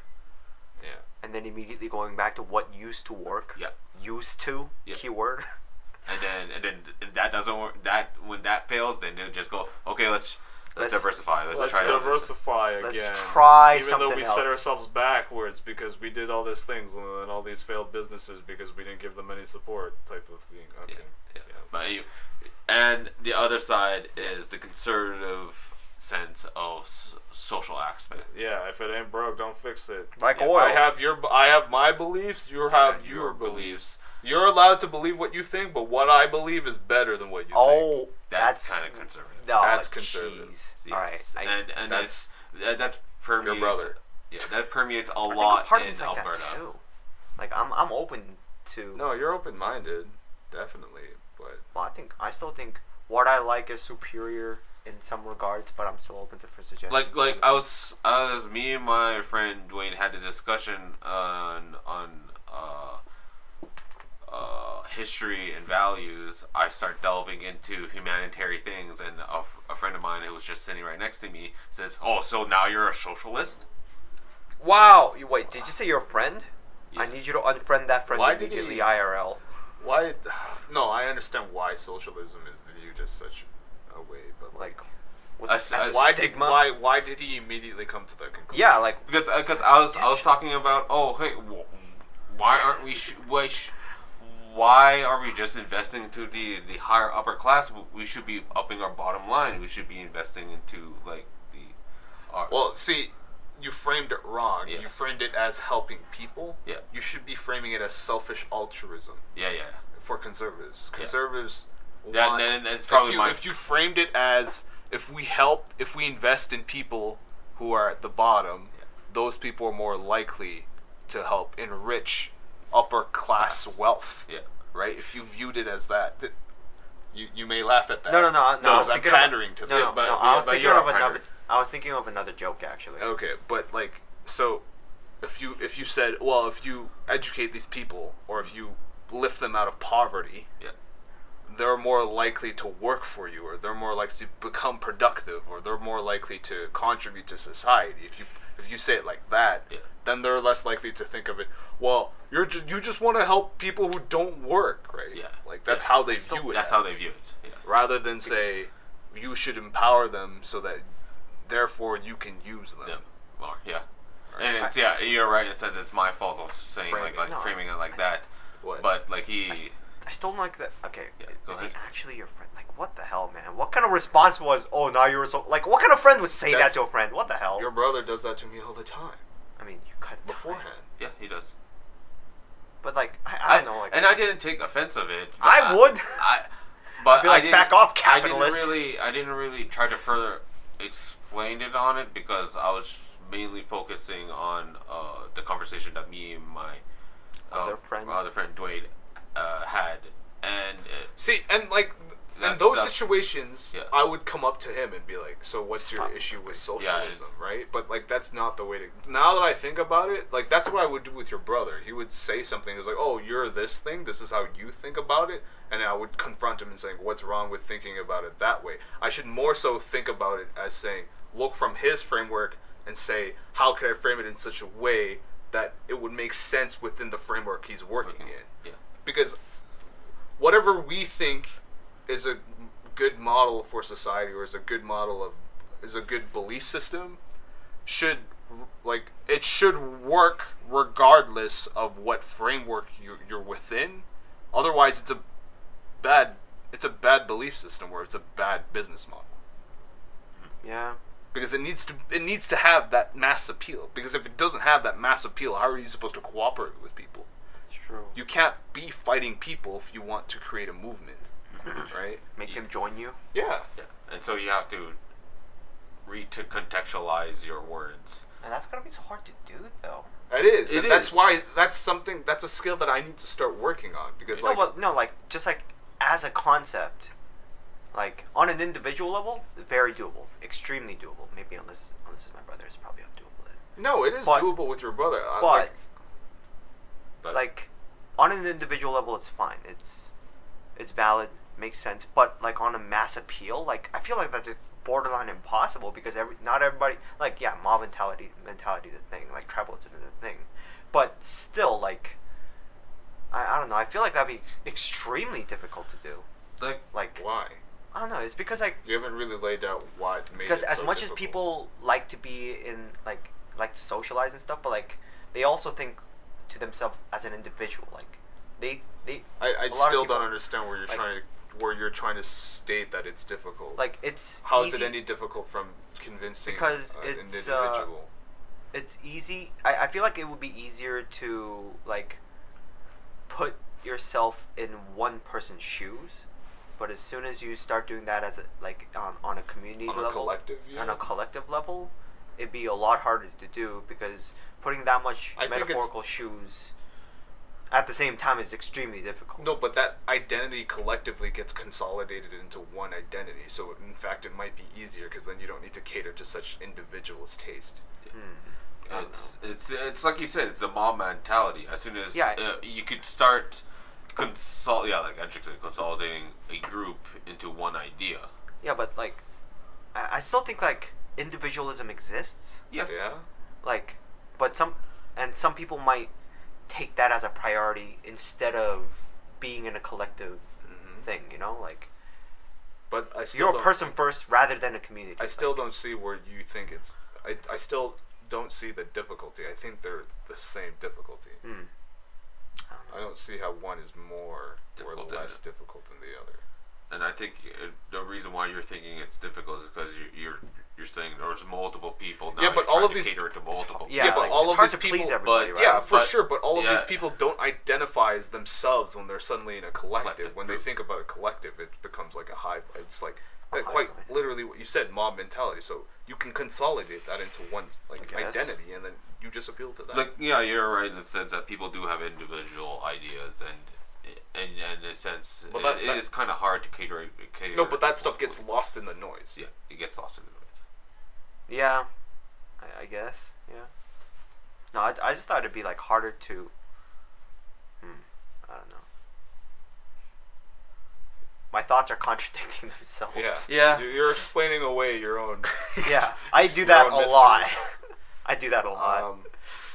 Yeah, I just feel like you just need to think out loud. Like EJ, also, I keep telling you this. I don't want to think out loud. You just need to think out loud and verbalize your thoughts. Because society deems it as like an unnatural thing. Don't think out loud. loud. It's not so much unnatural, but I mean, once you verbalize it, then you understand. Like I do it at school now. People. Yeah, but you don't do it when it comes to creative writing. Yeah, that's true. I need to do that. He's busy with school, dog. Just no, like creative writing. I gotta verbalize what I'm thinking in creative writing. Verbalize what your frustrations, everything. You need to verbalize your things so that you can work with it.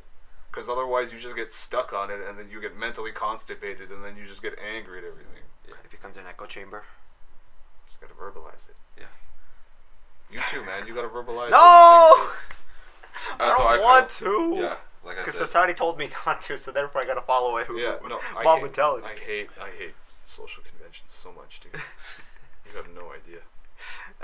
You showed me your dislike towards it enough in this episode. Yes. Anyway, we've been on for about an hour and 30 minutes. As much as I want to talk more, I think this is a good time to cut it. So I'm gonna hard segue into the end scene. Okay.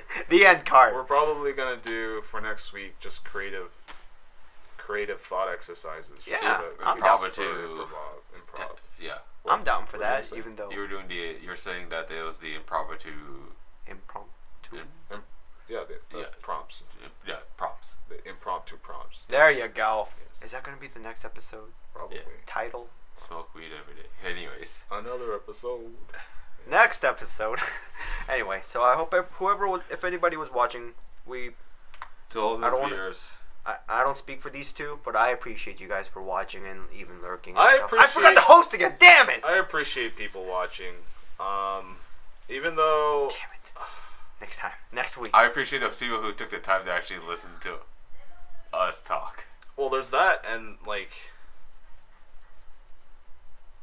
The reason why I don't necessarily like to acknowledge people constantly is because it changes the way I think. It changes the way I perceive the conversation. So it no longer ends up just being a natural conversation. And I don't necessarily know if that's something we should be exploring. Yeah. Like, if we hosted a conversation in front of people, I can guarantee you guys don't act the same way. Yes.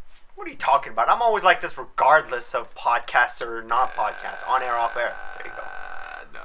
All I do is make dumbass jokes and have verbal constipations all the time. For sure, but you never voice out any thoughts. Yeah, because I wait for you to finish. No. Even then, like... Okay, and then I finish, and then you don't verbalize it because other people are watching. No, I talked a lot this episode, and the episode before that, too. No, but I'm saying, like, if you were put into a room where there were people physically watching suddenly it's different. That's completely when it shouldn't different. Be different. How is that completely different? When there's a barrier / a filter in the way, suddenly it's different. Yeah. We should take this outside.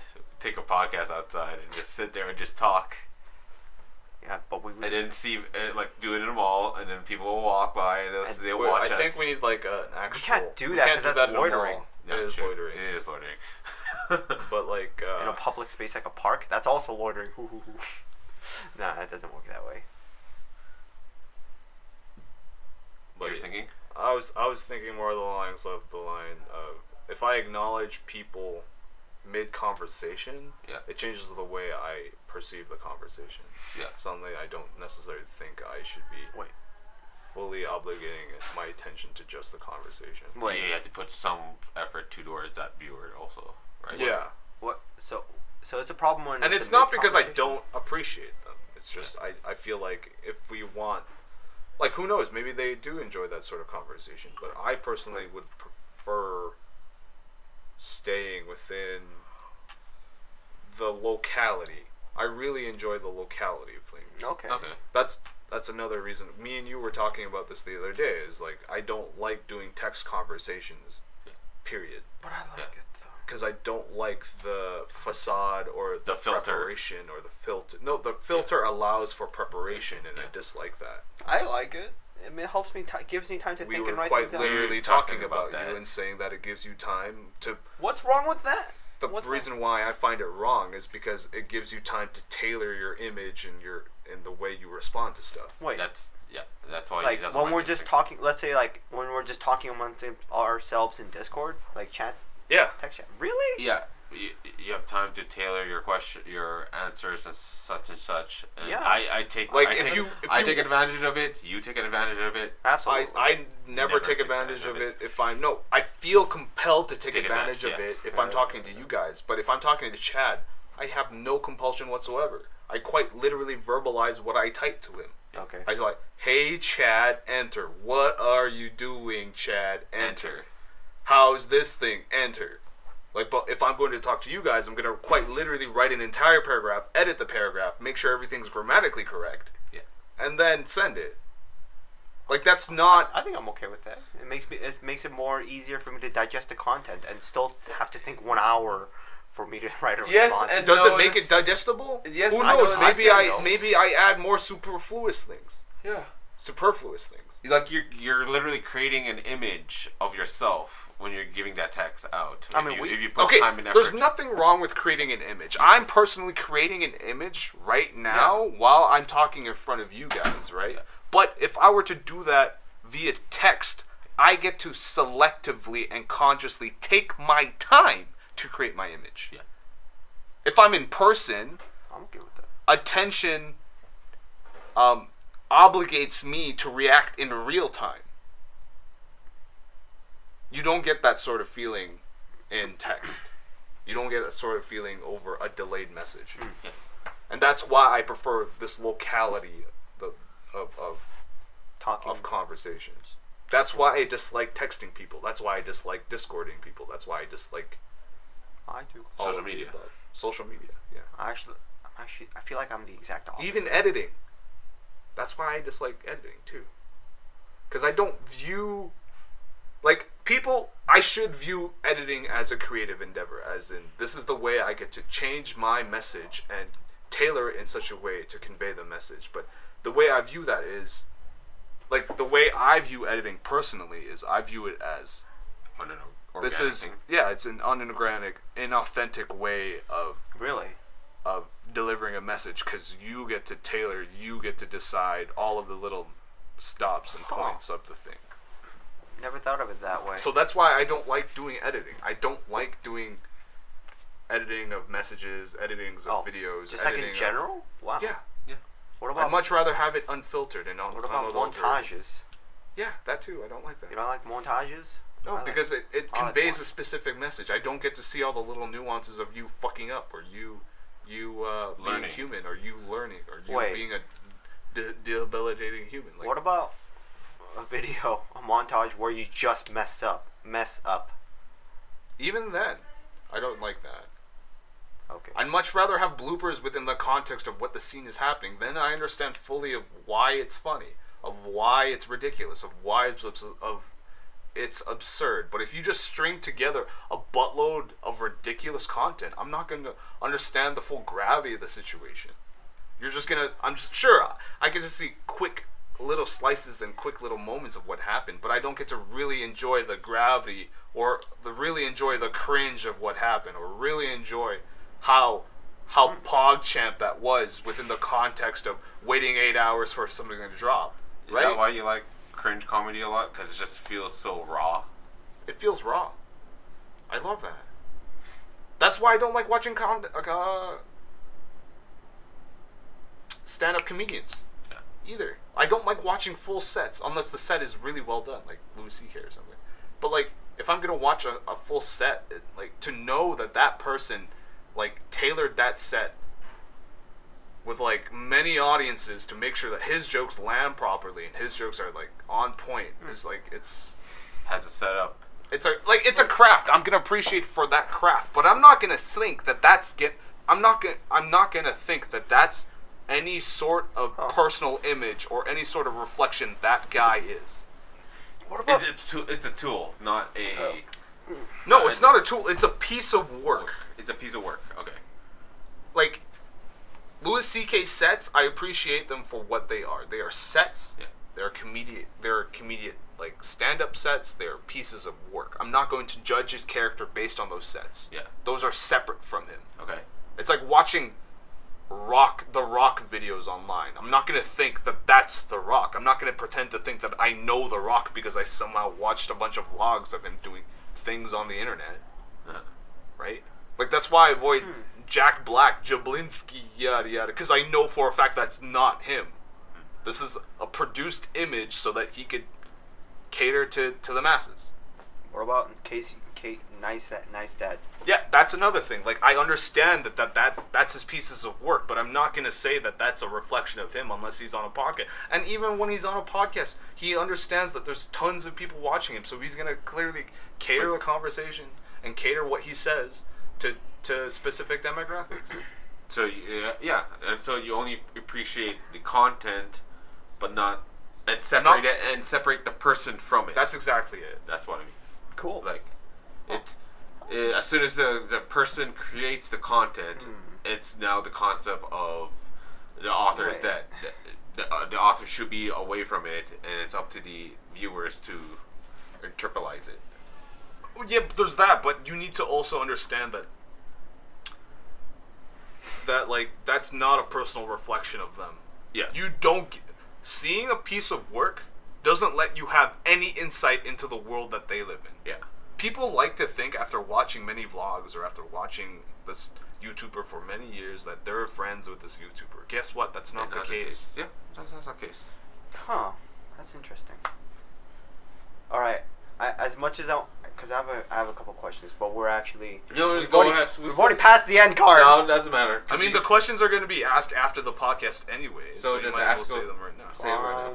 So, like, because when you say you don't like how, like, regarding, like, text and stuff and, like, how you don't like edits, right? Yes. So, what about movies then? I understand that's a piece of work. To a core, like,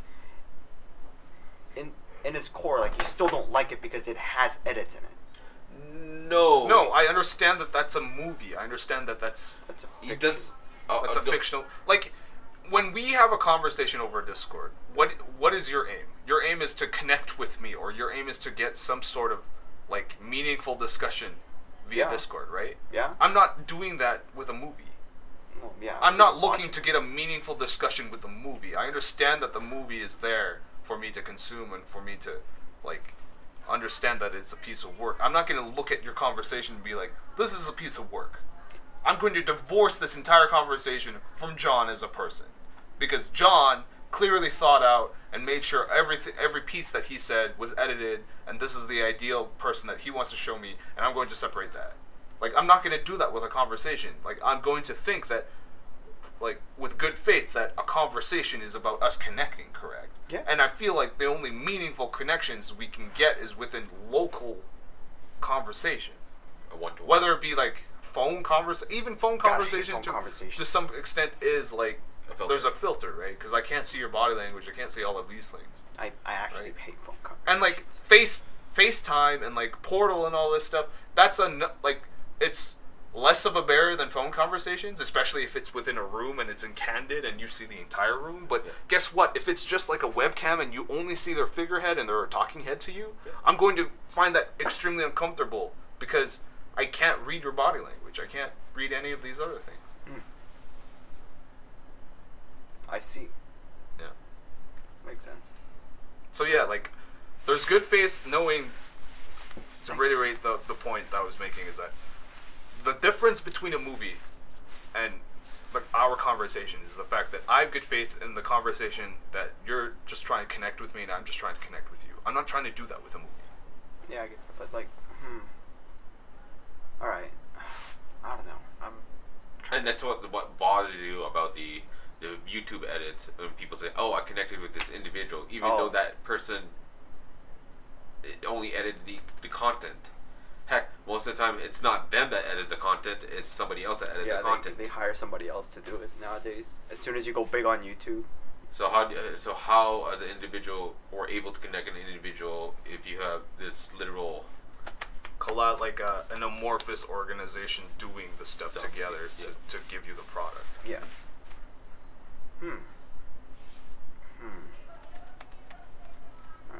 Like, this is no slight against you, by the way. I know that. Like, I'm not taking an offense. I was just talking to EJ about why I dislike Discording people so much and why I dislike sending text messages or having to respond to things. Yeah. Because I just don't like, if it's not within the constraints of like having social pressures in person, then I feel like it's not real because the stakes aren't high. The stakes aren't there when. Like, the stakes are taken away because there's no social obligation to have to respond immediately. There's no social obligation to be comfortable within the silence. But like, that's another thing too. Like, if you don't respond in person, if I understand that you're uncomfortable and I understand that you don't necessarily want to respond, there's a connection there, and you can back away from certain topics or conversation. No, but you can do that online too. But I'm just saying there's a connection there. There's a mutual understanding that we've reached that I'm going to not press on this particular topic in person. Yeah. Like, we've come to an agreement, an informal agreement in person.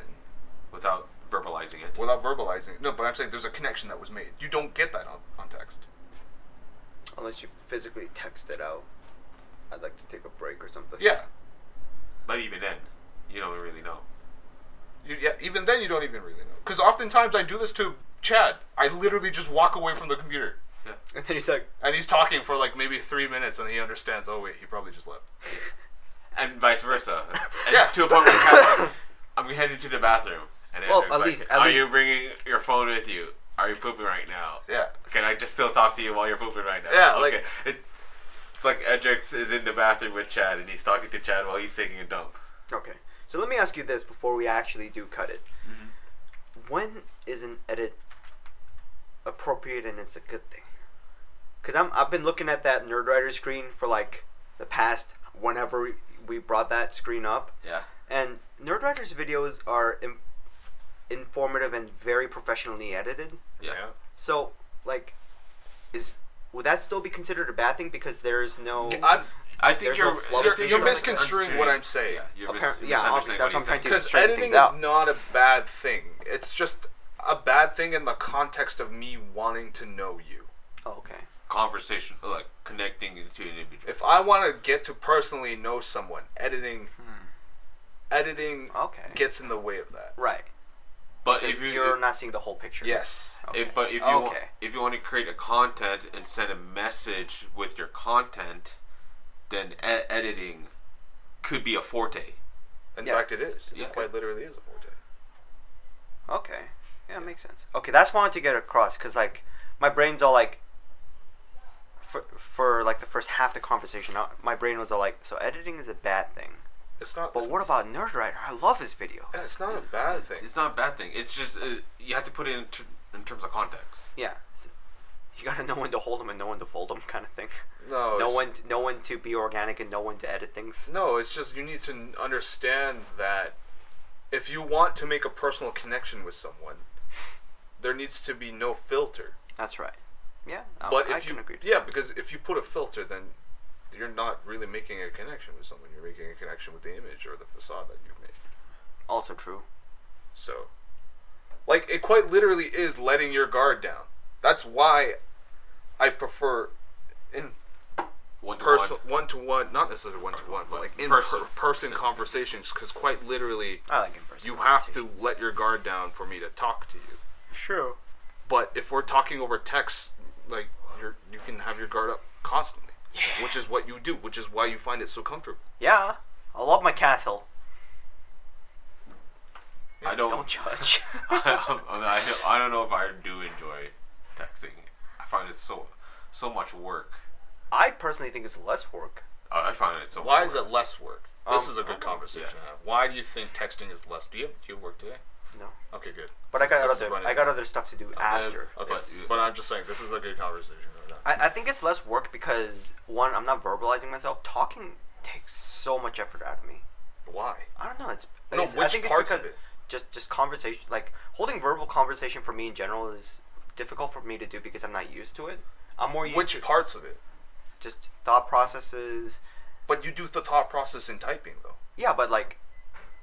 Well, here's the thing. Like, when I type things out, or as I'm typing things out, I can always, like, backtrack and erase, edit things out. But when I'm speaking, like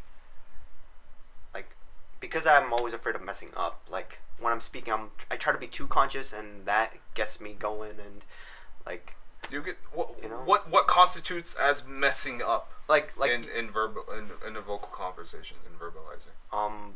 Poor word choices, me saying and ahs all the time, which is kind of bad. So poor word choices is something that I do all the time, and I try to... Yeah, but at least you put it in a much more articulate sense that you, like, for me to understand... That's only because I catch myself doing poor word choices and trying to, like get better at it. Yeah, but my mentality works differently. There's, like, 3 other steps I gotta take before I actually make the fixes. No, but that it's quite analogous to the typing. But, like... Because you say... There's a poor word choice. Sure, you can't, like, in real time amend something after you've said it, right? But at the same time, you could acknowledge the fact that you've made a poor word choice, and then by acknowledging it, some people might give you respect. In fact, when I do say a lot of things in poor word choices, and I come out and I say, oh, well, I guess I shouldn't have it said that way, most people actually empathize with me, right? They give me more respect for the fact that I've shown weakness. I'm starting to do that also. See, here's the thing. I feel like almost is the exact opposite way. I think it's more of like a genetic thing. Upbringing. But yeah, like I don't see it that way, which I shouldn't, and I need to change that perspective. But it's currently hard for me to do. But like, because when I mess up, first thing my brain does is like, John, you're an idiot. Okay, so let's apply the standard that you've applied to other people to yourself. So, like, what's the standard for when somebody else has messed up? Let's say I make a poor word choice, or let's say I fumble over my words, or let's say I say something completely asinine. I don't think you should put you as the... Yeah. Okay, so let's... You should put as either me or a close friend of... Yeah, let's say someone like one of your... When I say one of your peers, suddenly I'm not one of your peers, but I'm just saying... Yeah. Let's say EJ messes up or flubs up his words, or he says something dumb, says something completely asinine, or something that you don't agree with. What is the standard? Like, what do you think of him then?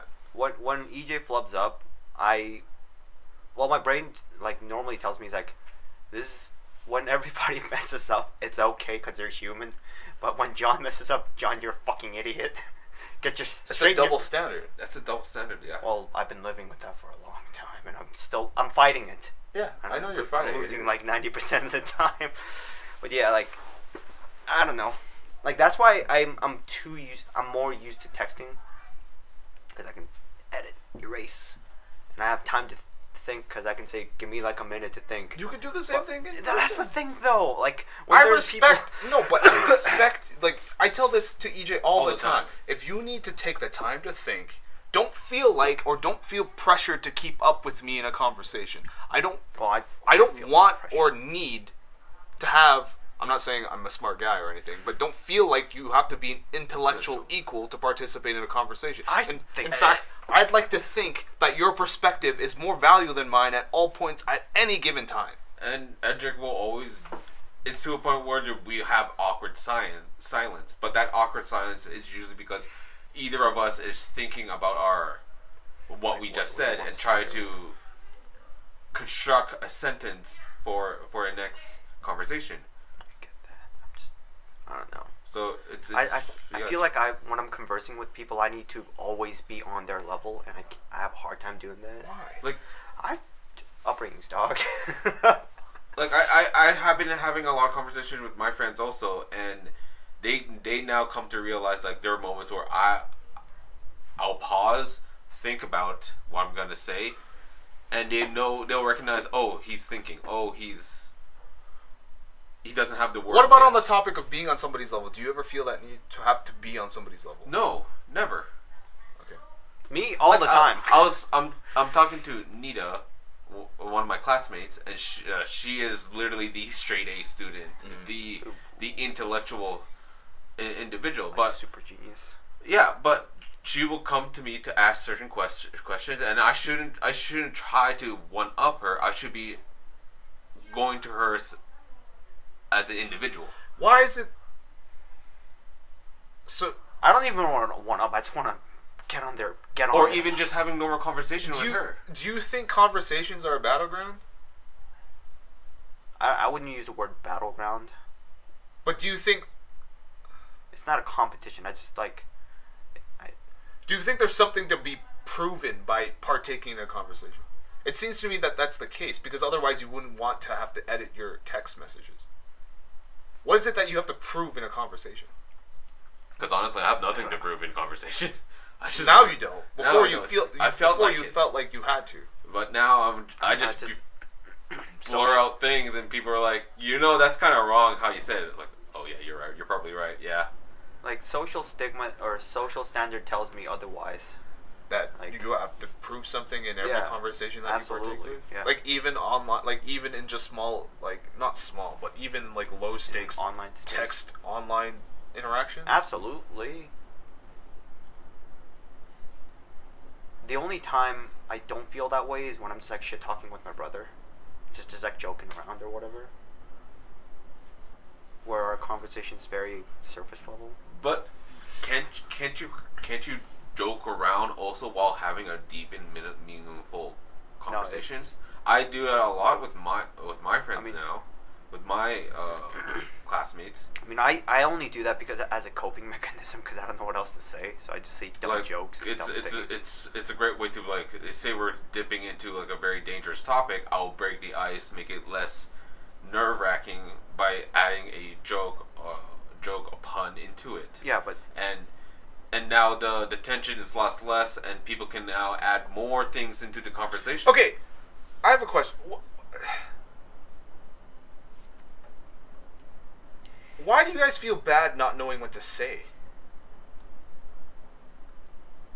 Because I feel like I'm not contributing enough. I find myself in plenty of situations where I don't know what to say, but the only thing I articulate is the fact that I have these feelings and I want to articulate those feelings. Well, and this is me from like back then. I felt like I'm making a fool of myself, and I'm mumbling my words, and I'm not conveying what I want to convey. What is that's thus making a fool of myself. But recently now, and this is from literally stemming from you now, from having so much conversation with you, I kind of just let that go. I figured, if I don't know what to say, let me just try to articulate my words out. Maybe something will come up. Maybe I can string a sentence or words or ideas that could finally articulate what I'm thinking of. No, I think this goes back to the whole creative / muscles / thought processes that you guys don't exercise enough. It's like I feel like at any moment in time, I never have. Like there's never a moment in my mind where I feel like I don't know what to say. Well, I do all the time. Yeah, but like I can always talk about the feelings that I have. Even if there's a topic I don't comprehend, that I don't understand, I can talk about the fact that I don't understand it. There's still something innate inherent in me that I can talk about. And I know this. No offense, Edric, but the way you're saying it, it sounds like it's in you all the time. And what do you mean it's in me all the time? Like, it's... How would I say this? It's like... Me and John have a hard time articulating our thoughts and our emotions. Because we had a hard time understanding it. Nobody showed us how to do it. You in a sense, you can comprehend right away what's the thing that you had a problem with. You can visualize it and abstract from it problems and emotions, and based off of that, you can articulate it easily towards everybody else. Yeah, but it wasn't always like that. In my teenagehood, like especially when I was a kid, especially when I was a teenager, I would get all of these negative feelings, and I just didn't understand why. And the only way I come to the ability of being able to like identify or pinpoint or like even explore these regions within myself is because like John Hodgson, like I would literally talk his ear off. He would just sit there quietly listening to me ramble as to why I felt this way, or like what feelings did I have. Not necessarily like why I felt this way. What feelings did I have? And then after he heard everything that I said in terms of what feelings did I have, he would try to rationalize it. He would try to add, like he would try to put some sort of cause to it. And maybe it wasn't right. It didn't need to be right. The whole point was he was showing me a path of articulating, of quite literally connecting my feelings to ideas. It didn't matter what those ideas were. It's just I had feelings, they needed to be connected to something, and then I could articulate that connection. I'm saying like that's why I feel like I always have something to say, because my feelings are something that I can talk about.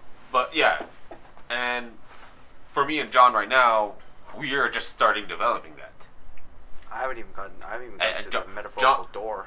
John just basically I haven't gotten there yet. Got to the porch. Oh no, he just heard of it. Yeah, he just heard of it. Whereas I finally got through the door, and I'm still having a hard time going up the steps.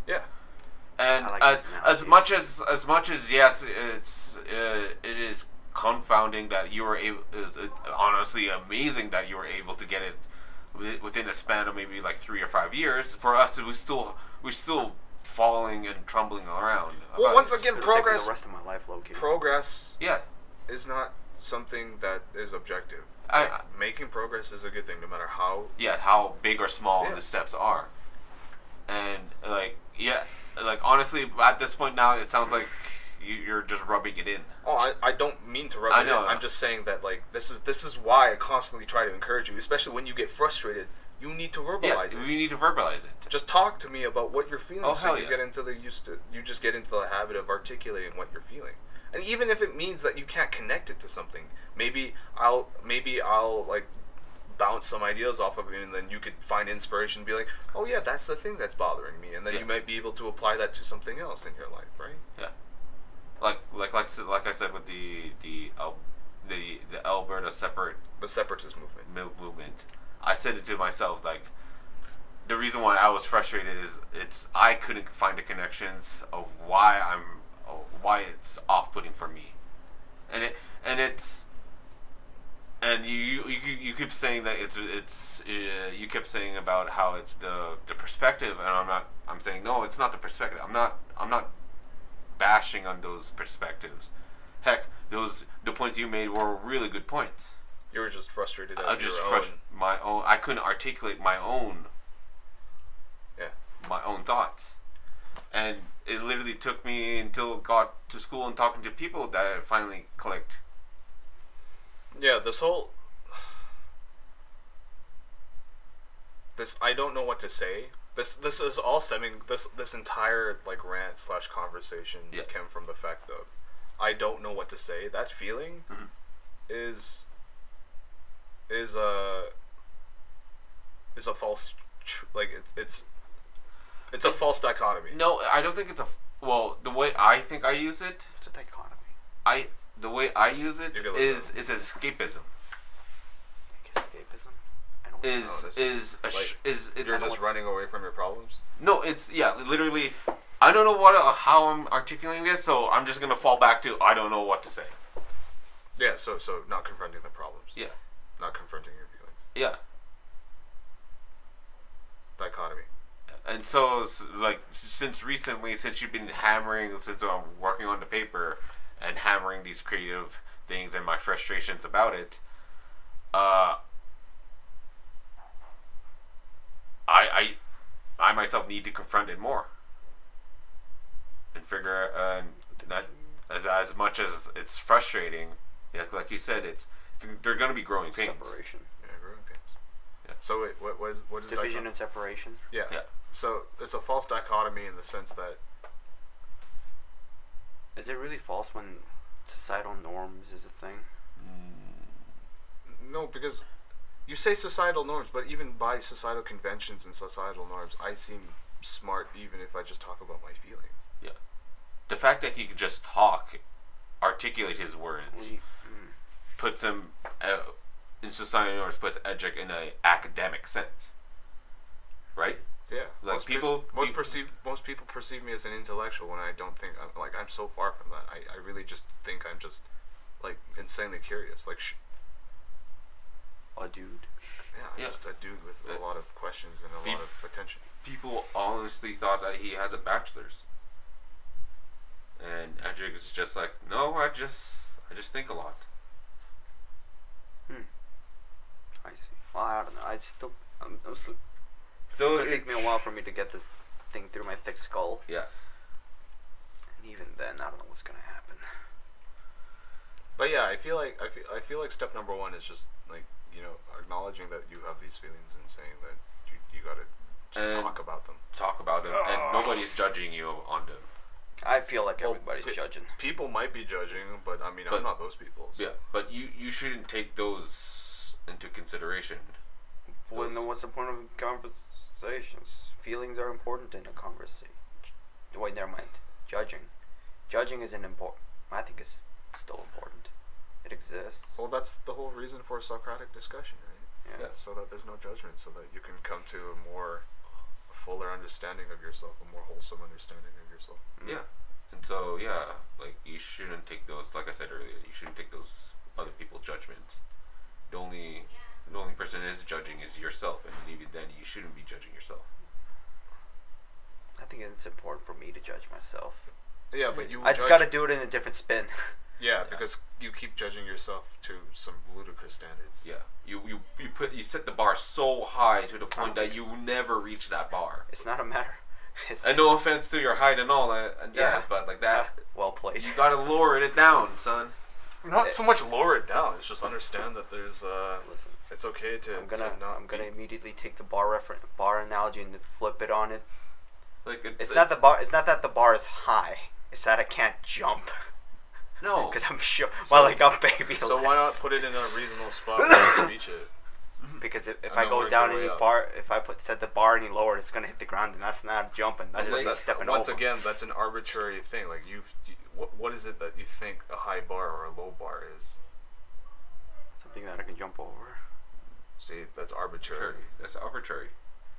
Like it's literally taking the first step of a stair. Why don't you just take a tangible notion and be like, okay, every time I'm with EJ and Edric or EJ and Goose, I'm going to start thinking. Keeps you consistent. No, I'm going to start wanting to verbalize what I feel. Mm-hmm.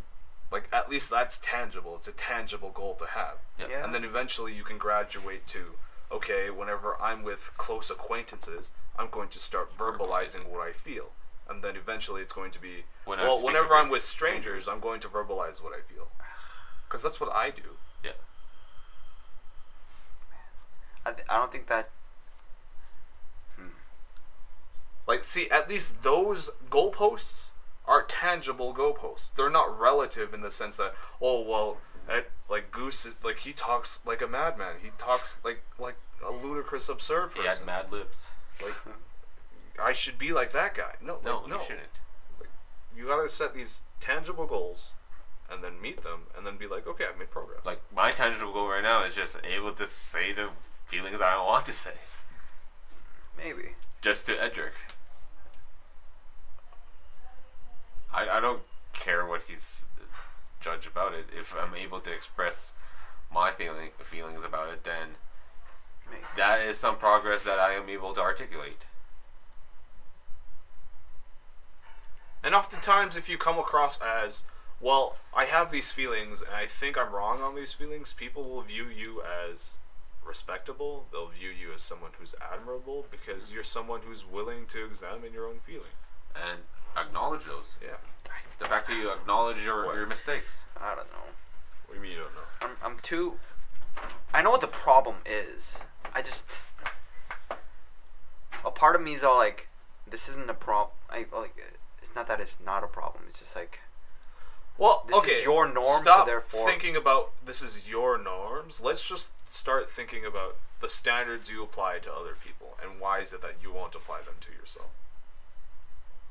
That makes me a better person or something. No. What?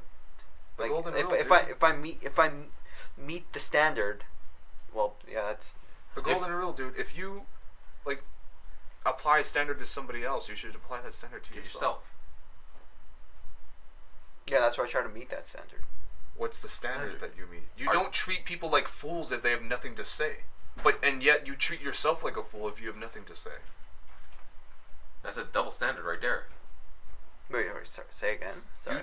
If somebody like verbalizes their feelings and says, "I don't know why I feel this way, but this is what I feel, and I don't really have anything else to say," you don't think that they're a fool. Oh. And yet, if you were to attempt the same thing, you're going to think yourself as a fool. Oh, okay. That's a double standard. That's a double standard. You quite literally have a standard for them, and you have a standard for yourself. When there should be just one standard? Yes. Okay. The golden rule. And then if you're going to say, well, I should be better than them, and I'm like, why? Not even better, just meet them at their level. No, I'm saying like that's oftentimes what Leo will say to me. Oh. Is that, well, I'm better than those people. I'm like, who's to say that you're better than those people? Because you're the one that set the standards.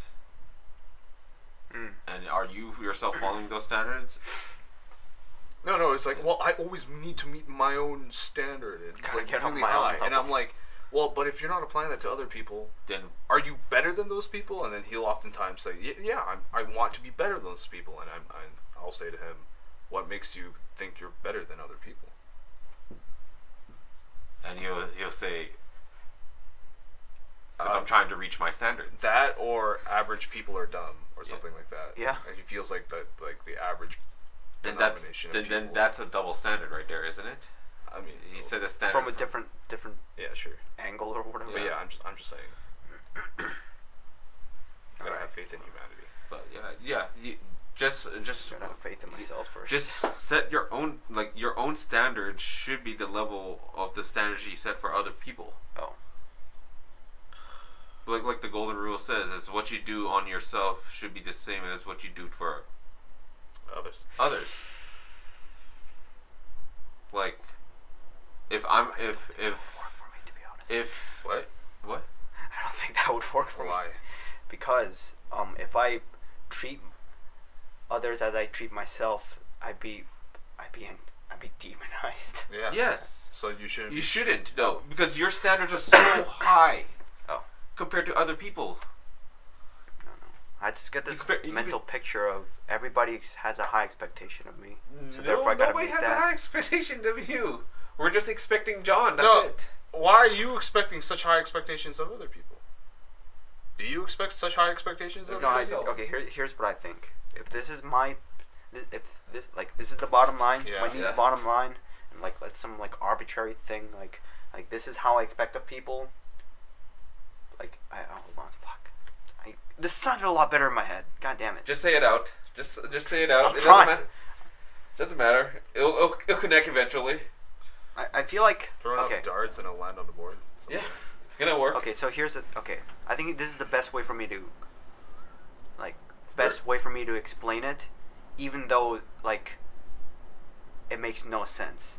All right, I feel like I have a standard that I want to meet, but the threshold is a lot higher for me. For example, like let's say from like 1 to 10, like the people that the standard that I expect from people is like, let's say 4.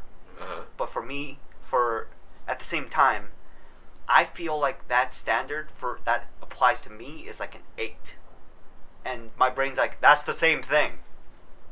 8 and 4 are the same thing. Yeah, like it doesn't make sense, but like that's how my brain thinks. You know what I mean? So you've already no, I do know what you mean, because I think this stems from your inferiority complexes. Yeah, that too. You've already how do I break out of that? You've already deemed yourself at a lower standard, like at a lower starting point than other people. Yeah. I think the way you break out of that is that you need tangible goals. Not just goals, but like achievements. To tell yourself, well, the average person hasn't done this. If you came to me and said, I'm running 3 kilometers a day, like the average person definitely does not run 3 kilometers a day. If you come up to me, running, yeah, average. No, even I'm pretty sure the average person is sedentary. I'm sorry to say, and that's bad. Yeah, it is bad. Yep. But I'm just saying that's the average person, for the most part. So like already you've proven to yourself that you're past the starting point. You're past the starting point of most people. I feel like if you continuously prove to yourself that, you'll eventually pull yourself out of the hole that is an inferiority complex. I think that's a good point. Okay. Like that's something that puzzles me, is that you're already, like, you have a job. Like, but that's the standard that everybody you live has. You live with on your own. You're away from your parents. Just one aspect of a standard, though. That's what my brain is telling me. I know. I should be thinking. Yeah, but why is the standard so holistic? Like, why is it that? Like, is the standard like, oh, I need to be upper middle class? Like, why is it that you can't just use data points and say, oh, this is a different standard, that's a different standard, that's a different standard? Why is it you said this is all part of one social standard? I'm like, why are you limiting yourself that way? Why are you generalizing it? Yeah, why are you generalizing it that way? Why don't you just super narrow it down? Like the fact that you live by your own. I moved out. I moved out. You That's moved it. out. But I'm still living the with... average millennial hasn't moved out. Yeah, they've continued to live with their parents. Well, that's more... The average millennial. Never mind. That's our generation. I was going to say that's more like a cultural thing, then I realized the exact opposite. Yeah. It's usually like the Asians, like, you're going to stay with us forever. Yeah. It's like... Well, it's not only that. It's the economic problem I get that. Well, like, that's like based on time, though. I got lucky because of the timing. But the fact is... Yeah. But the fact... What's to say that I'm not lucky for getting bestowed skills that some other people are predisposed to? I'm just, like, taking the context of moving out and, like... Yeah, for sure. But once again, some people are born lucky that they're tall. Yep. And they get to play in the NBA. Some people are born lucky to be able to run. Yeah. Some people have all 4 limbs. Other people don't. Yep. So, like, why is it that you think that being lucky is not part of the equation? Luck is always part of the equation. There is some sort of luck in everywhere. I know, but I mean probability. And I get that, but like, why does luck have a negative stigma? It shouldn't. I don't know. It's just that's just something you need to acknowledge that you have, and understand that other people don't necessarily have that, and appreciate that you have that. That's it. It doesn't make you less of a human being just because you got lucky. Nor it makes you a better human being if you didn't get lucky. Maybe. Because Lady Luck kisses to everybody else. I don't know where you're going with that. I don't know. Smiles and frowns on anybody. She definitely kisses rich people more than Touche. At that point, it's not luck though. No, that is luck. Being born, like honestly, right now, being like born. No, what dictates whether or not you're going to go up or down within your own economic class is who are your parents. Yeah. Because we live in the time of probably the most inequity and inequality of like any time period. Because wealth is only concentrating more and more within the rich because of technology. Yeah. Right? Because technology facilitates so many new advances and innovations and makes things more efficient. And the people who reap those rewards are the rich people. And they only get richer. Yeah, because it concentrates. So like I said, the number one predictor of whether or not you're going to go up or down within an economic class group is who are your parents. Yeah. And that's based on luck. Yeah. That's not fair. It's not fair. We don't live in an equal society, dude. Yeah. Yeah. But you like I just restated earlier, luck isn't a negative thing. It's not. It's not. I'll have to try to do my best to get that drilled into my head. So the fact that you're wait, hang on. I think the reason why I put luck in such a negative light is because the more let's say like I change my thought process and it's like, oh, luck is a good thing, but I feel like I take it a little bit too far and say like I can only bank on luck. That's why I'm taking like a immediate negative biases towards luck kind of things. Like, don't bank on luck. It's you're going to need your skills and pretty much bank on that only kind of thing, you know? But then you paint yourself a completely unrealistic future of how you can manage your goals and how you can manage your risks. If you think you control every variable in your life, which I don't. No, but I'm saying if you come to that conclusion and nothing changes, then you're going to believe that that's your own fault continuously. Wouldn't that be the case though? Like if then which you're putting yourself into right now. Like, if you believe that you have control over every facet of your life and that there was no luck involved, like, then that means you're the only person to blame. Exactly. But you're not. Oh. There's multiple variables happening at once. Yeah. You're a product of what you of what you were born with and of what, like, both nature and nurture. Yeah. I guess. Like in control sense, it's just by yourself, one person doing one thing. You could put that in. You can put that spin into it, but as soon as another individual comes into play or anything else, like nature, even, then you can't say you have control of it. It's true. I mean, like, I'm not trying to take a nihilistic view and say that you have no control over your life. You definitely have some control over your life, but to suggest that all of your misfortune is because of your own undoing is just, it makes no sense. Yeah. There's a lot of things in play. No, it's just a poor take on humanity to think that like 70% of the people in the world who live below the poverty line is because of their own damn fault. You must have a sick, twisted view of the world to think that's the case. This is just on like a me level. Remember how I see people, like how I see standards. Oh yeah, for sure. But I'm saying that like, if you believe you're not doing well, can you imagine all of the people who are below the poverty line, and imagine what they must be feeling? Yeah. Right? And like that's why they find so much solace in like God and stuff, because like it's a coping mechanism with their shit lives. Yeah. Like, sure, we got it tough, for sure. I'm not saying that we don't got it tough, but some people out there, they got it way worse, dude. I know, yeah. I know. Some Right. people don't have a roof over their head and don't know when they're gonna have their next meal. I get that. It's just, yeah. So you should feel fine with the way where you're at in life. You should be grateful. You should appreciate. Grateful, yes. Yeah, appreciate the fact that you've gotten this far. But I shouldn't be fine with it. Oh, yeah, okay. Okay, yeah. Fine's probably the wrong word. Yeah, but grateful is the correct term. That's what I meant. You should be appreciating where you're at. Where you at? I should be counting my blessings. Yeah. Wait, what does that even mean? Just acknowledging the fact that so many things have gone good your way.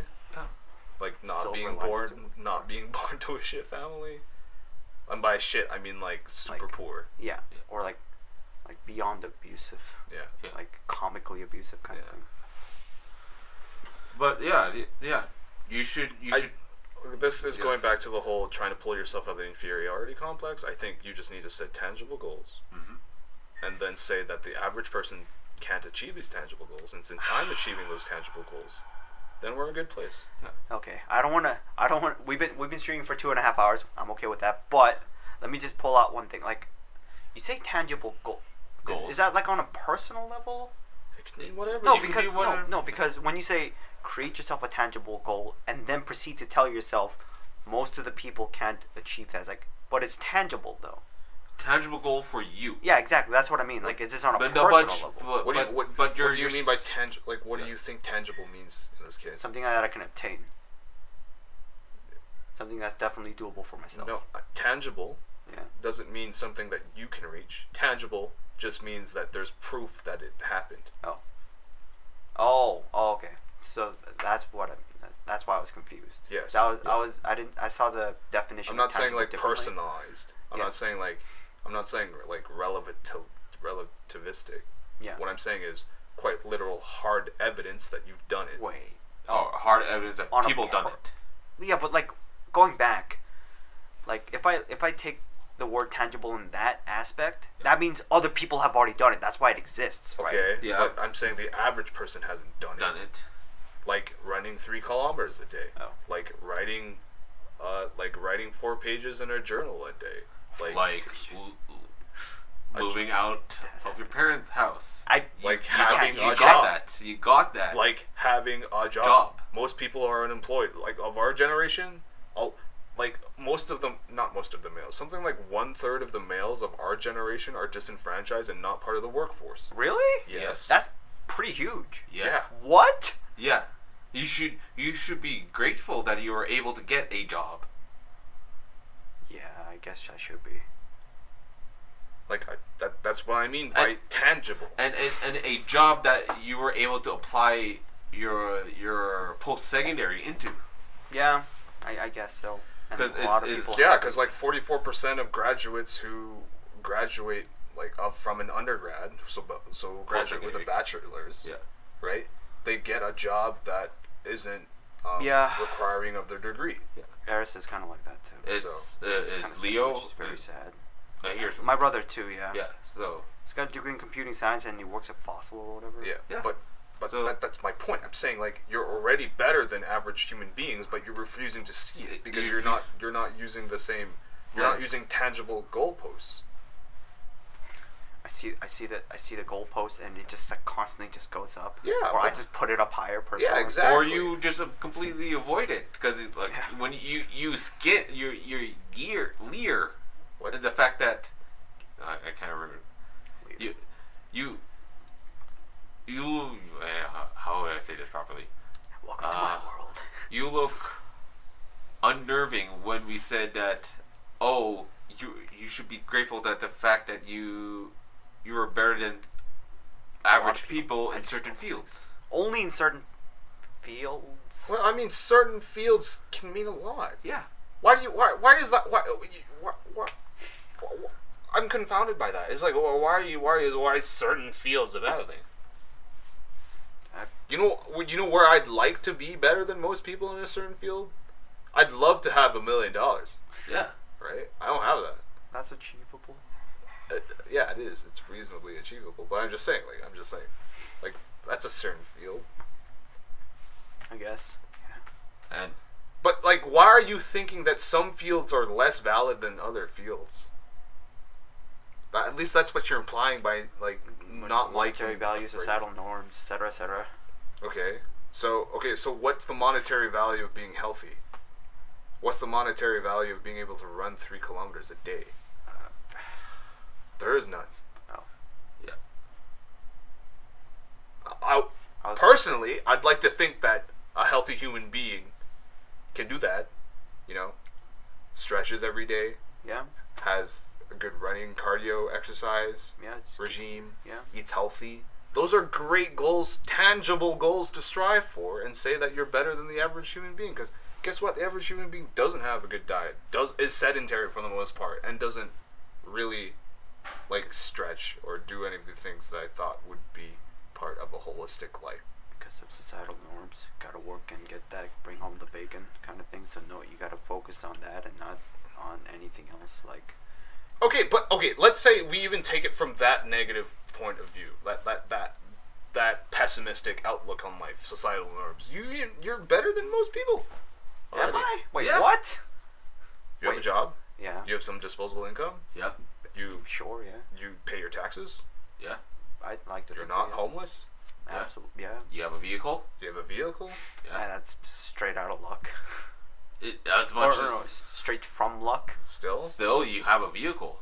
Yeah, it's true. I'm saying, like, these are all tangible things that makes you better than the average human being. Yeah. So why have the superiority complex? Not inferiority complex. I think it's because Yeah, I think it all goes back to every time I look at the bar, either I put it up higher or it just goes up by itself, kind of thing. Which I should somehow break out of. No, I'm just trying to get the misconceptions out of the way of, well, by societal standards, I'm not not better than average. I'm already saying you are, so that's already been debunked. Yeah. By personal standards, you are better than most people. The fact that you are willing to engage in, you're not just a passive, sedated consumer anymore. You're actually thinking about things. Yeah. That makes you better than most people already. Yeah. And go ahead. Oh no, you can go. No, I'm just saying there's more examples of that. It's just I see that. So you're already capable to achieve those things. What would suggest that you're not capable to achieve more things? Sedentary lifestyle. I mean, like, okay.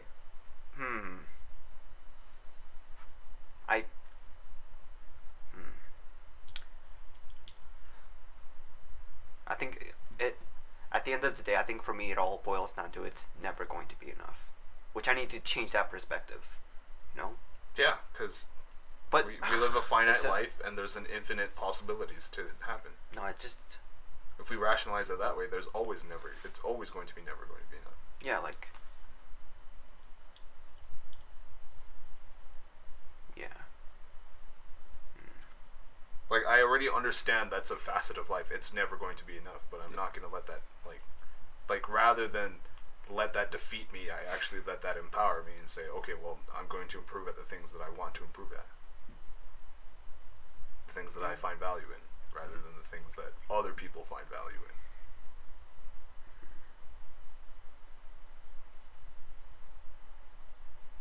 Okay. You understand now? Yeah, you understand you're inferior? No, I understand all. I just went step by step trying to debunk it, the inferiority complex, but that doesn't necessarily mean he's going to internalize it immediately. Yeah, but it's going to take time as usual, and progress is. Yeah, like it's not slow. I'm just saying it's a mindset change. It's not going to happen overnight. As long as we keep talking about it and like encouraging the fact that he is capable, that you're capable to reach those, that he's better than the average person, that like he's already past most people, that eventually it's going to sink in. Like as much as like it's cheesy, the current trend of, oh hey, here's a picture of me now and a picture of me 10 years later.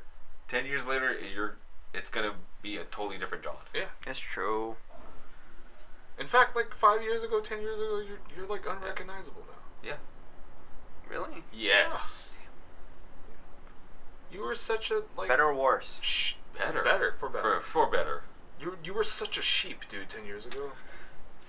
Sheep. 5 years. Yeah, quite literally following every person's whim and every person's belief and every person's thing because you thought whatever they thought was better than you're thinking of, or whatever they had to offer was better than what you had to offer.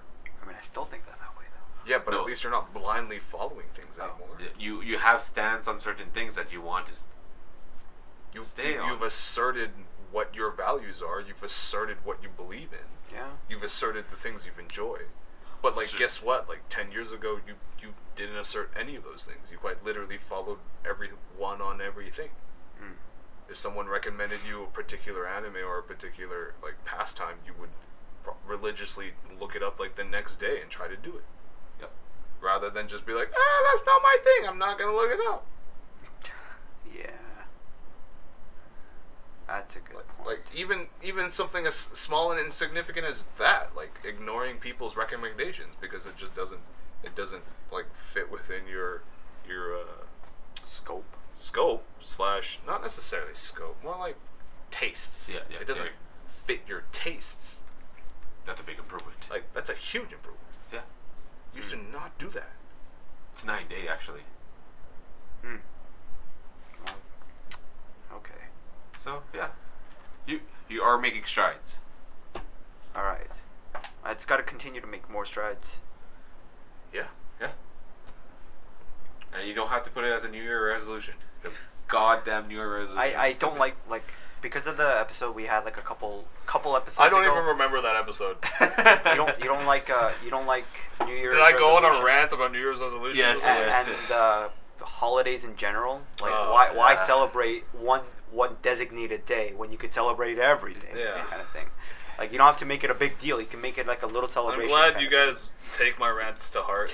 Absolutely. Because apparently I don't take them to heart. Okay, and then on that bombshell, I think that's a good way to end it. I hope everybody enjoyed watching. We'll see you guys I probably hope next on week. that bombshell is not copyrighted. I hope so too. Let's figure out some other phrase. We'll be like, I don't want to. I love that. I love that phrase though. and cut to the placeholder screen.